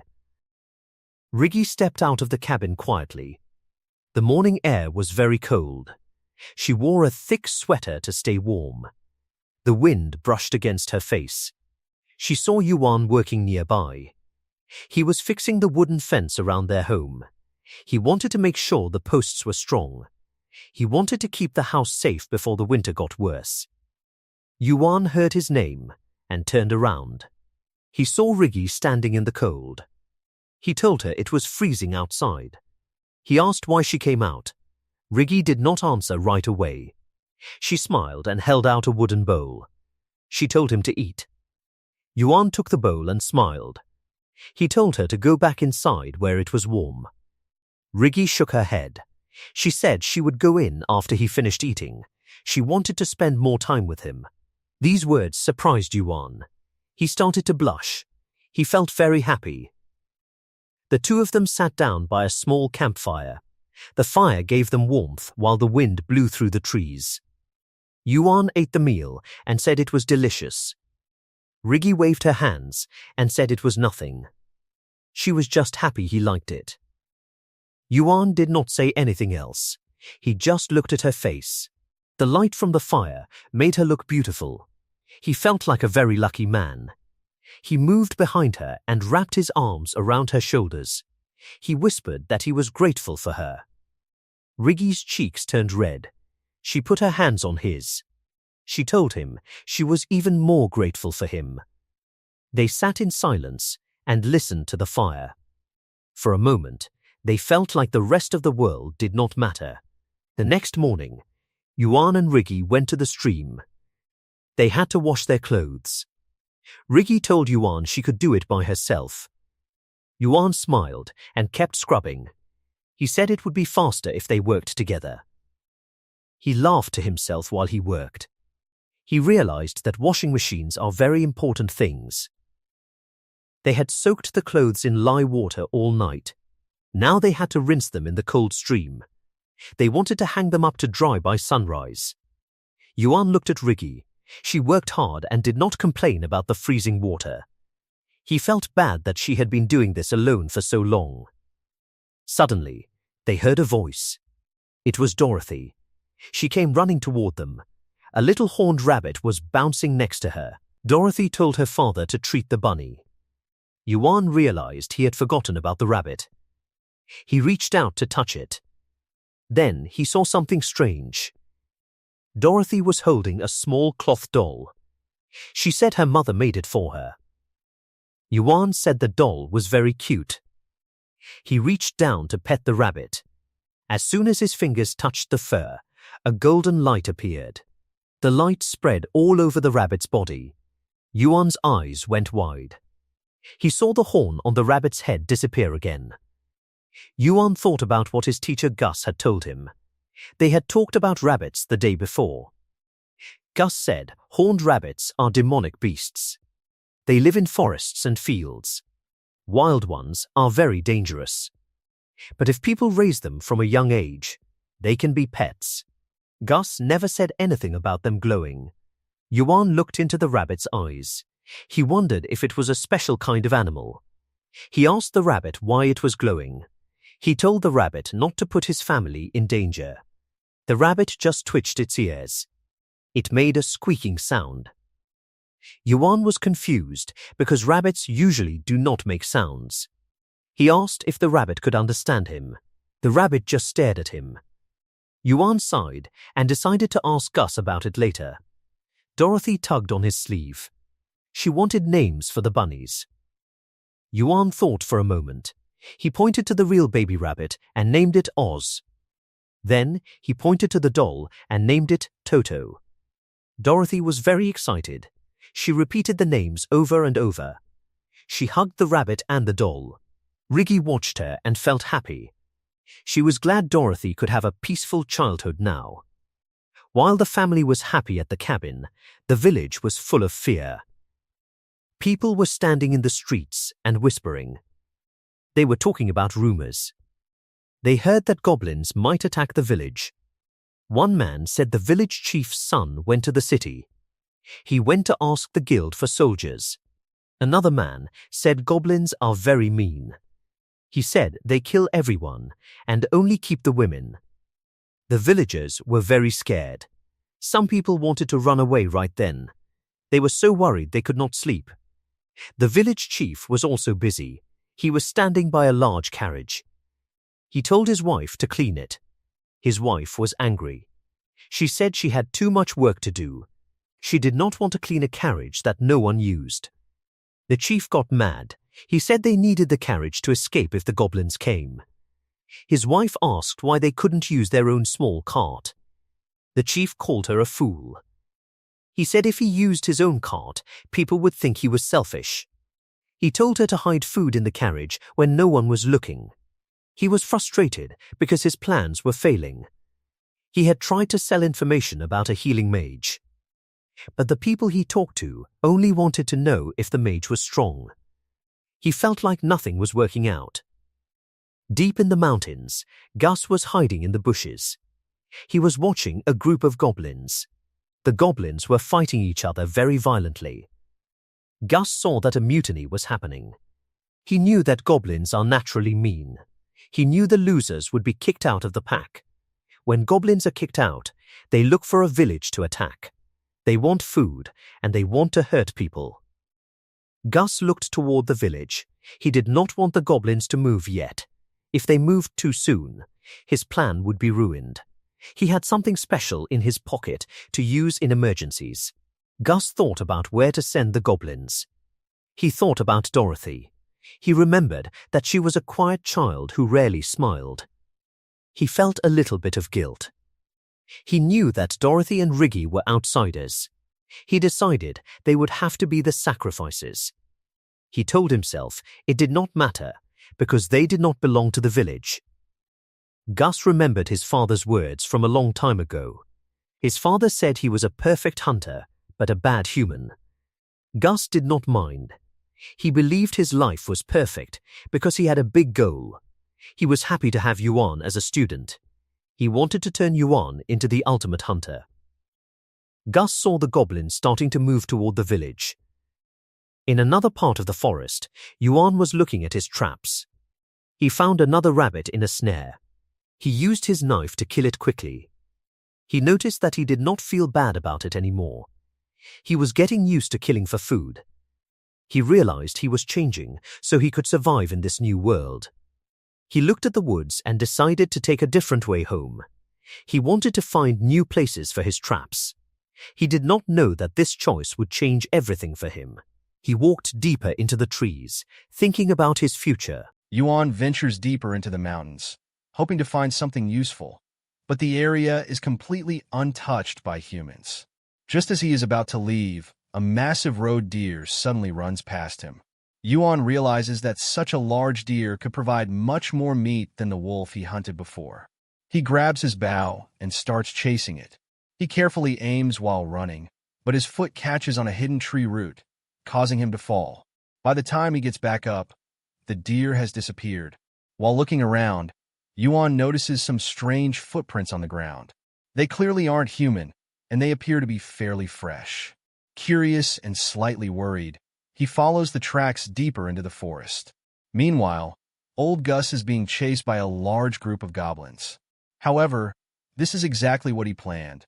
While running, he scatters musk deer powder behind him. The powerful scent drives the goblins into a frenzy, making them chase him even more aggressively.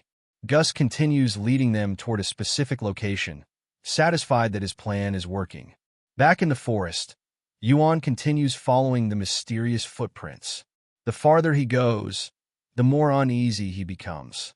His instincts tell him that something is wrong, but he keeps moving. Eventually, he reaches a rocky cliff and notices that the footprints continue below. Looking at their direction, Yuan realizes something terrifying. The tracks are leading toward his home. Yuan immediately jumps down and sprints back toward the cabin. He becomes terrified for Riggy and Dorothy, knowing that something dangerous may be heading straight toward them. As he runs, Yuan desperately prays that nothing will happen to his family. He begs God not to take away the people he loves after finally giving him a reason to be happy. Meanwhile, completely unaware of the danger, Dorothy happily prepares food outside the cabin. She talks to her little rabbit, Oz, telling him that they will all eat stew together when Daddy comes home. Dorothy then decides to wait near the front gate because she knows Yuan becomes happy whenever she welcomes him home. Suddenly, someone begins knocking loudly on the gate. Dorothy immediately thinks that Yuan has returned and runs toward the entrance. But she remembers Yuan's warning to always check who is outside before opening the door. She carefully looks through the gap. Her smile instantly disappears. Instead of seeing her father, she sees a hideous green goblin face staring back at her. The monster reaches its hand through the gap, trying to grab her. Dorothy freezes in fear. She wants to run, but her body refuses to move. Tears fill her eyes as the goblin tries to force the gate open. At that exact moment, Yuan returns. He sees the goblin standing outside his home and immediately realizes that Dorothy is in danger. Without even thinking about his bow, he rushes toward the creature. The goblin turns toward him, giving Yuan the perfect opportunity. Yuan launches himself into the air and delivers a powerful flying kick directly to the goblin's head, sending it crashing several meters away. He immediately runs toward Dorothy and asks if she is okay. The moment she hears his voice, Dorothy breaks down and cries, relieved that her father has returned safely. Yuan comforts her and assures her that everything is okay because Daddy is here. But their relief lasts only a moment. Suddenly, dozens of goblins begin emerging from the forest, surrounding the cabin from every direction. Yuan realizes that the goblin at the gate was only the beginning. He quickly places Dorothy behind him and tells her to stay inside. He knows that his bow and arrows won't be enough against such a large group, so he throws them aside and draws his sword instead. His fear slowly turns into determination.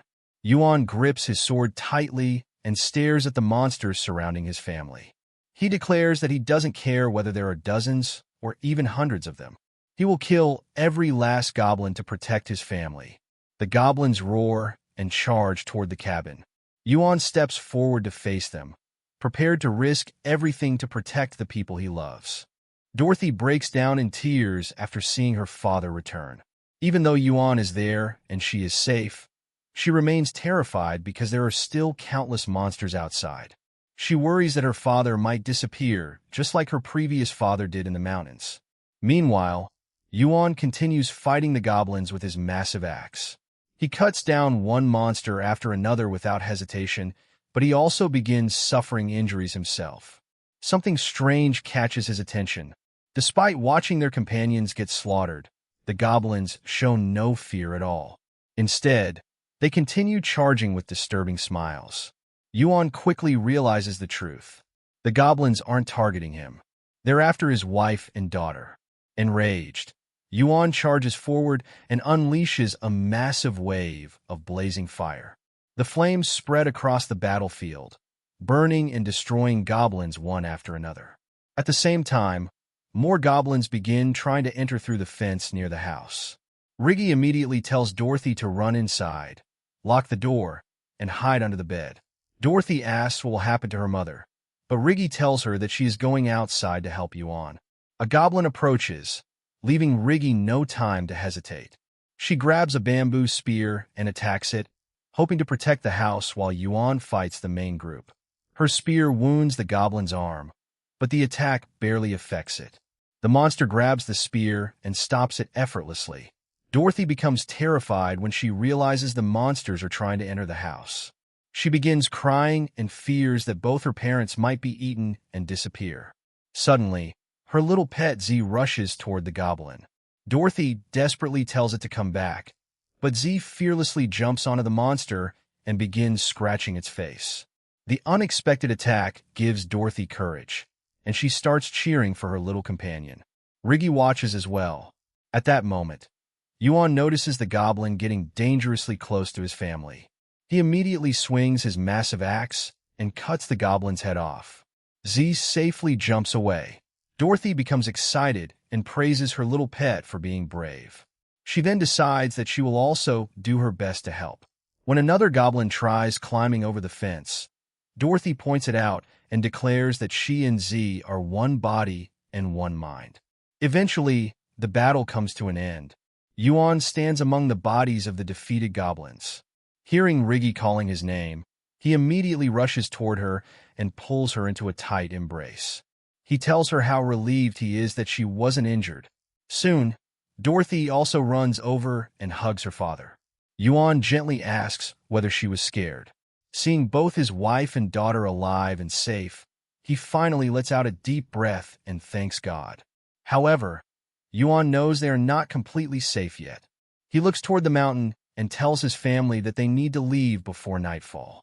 The monsters may become even more active after dark, and traveling down the mountain at night would be extremely dangerous.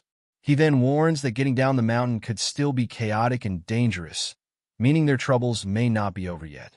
After the battle, Yuan thinks about his old life and realizes that although he had many problems back then, he still had freedom. Unlike the people in this village, he isn't willing to let anyone control where he and his family live. He decides that if the villagers try to stop him from leaving with Riggy and Dorothy, he will force his way out, even if he has to steal a horse and carriage. Riggy then tells him about a large and used carriage in the village. She believes they might be able to trade their wolf pelts for it. Yuan understands that Riggy is probably worried the villagers won't let them leave, but she is trying to hide her anxiety.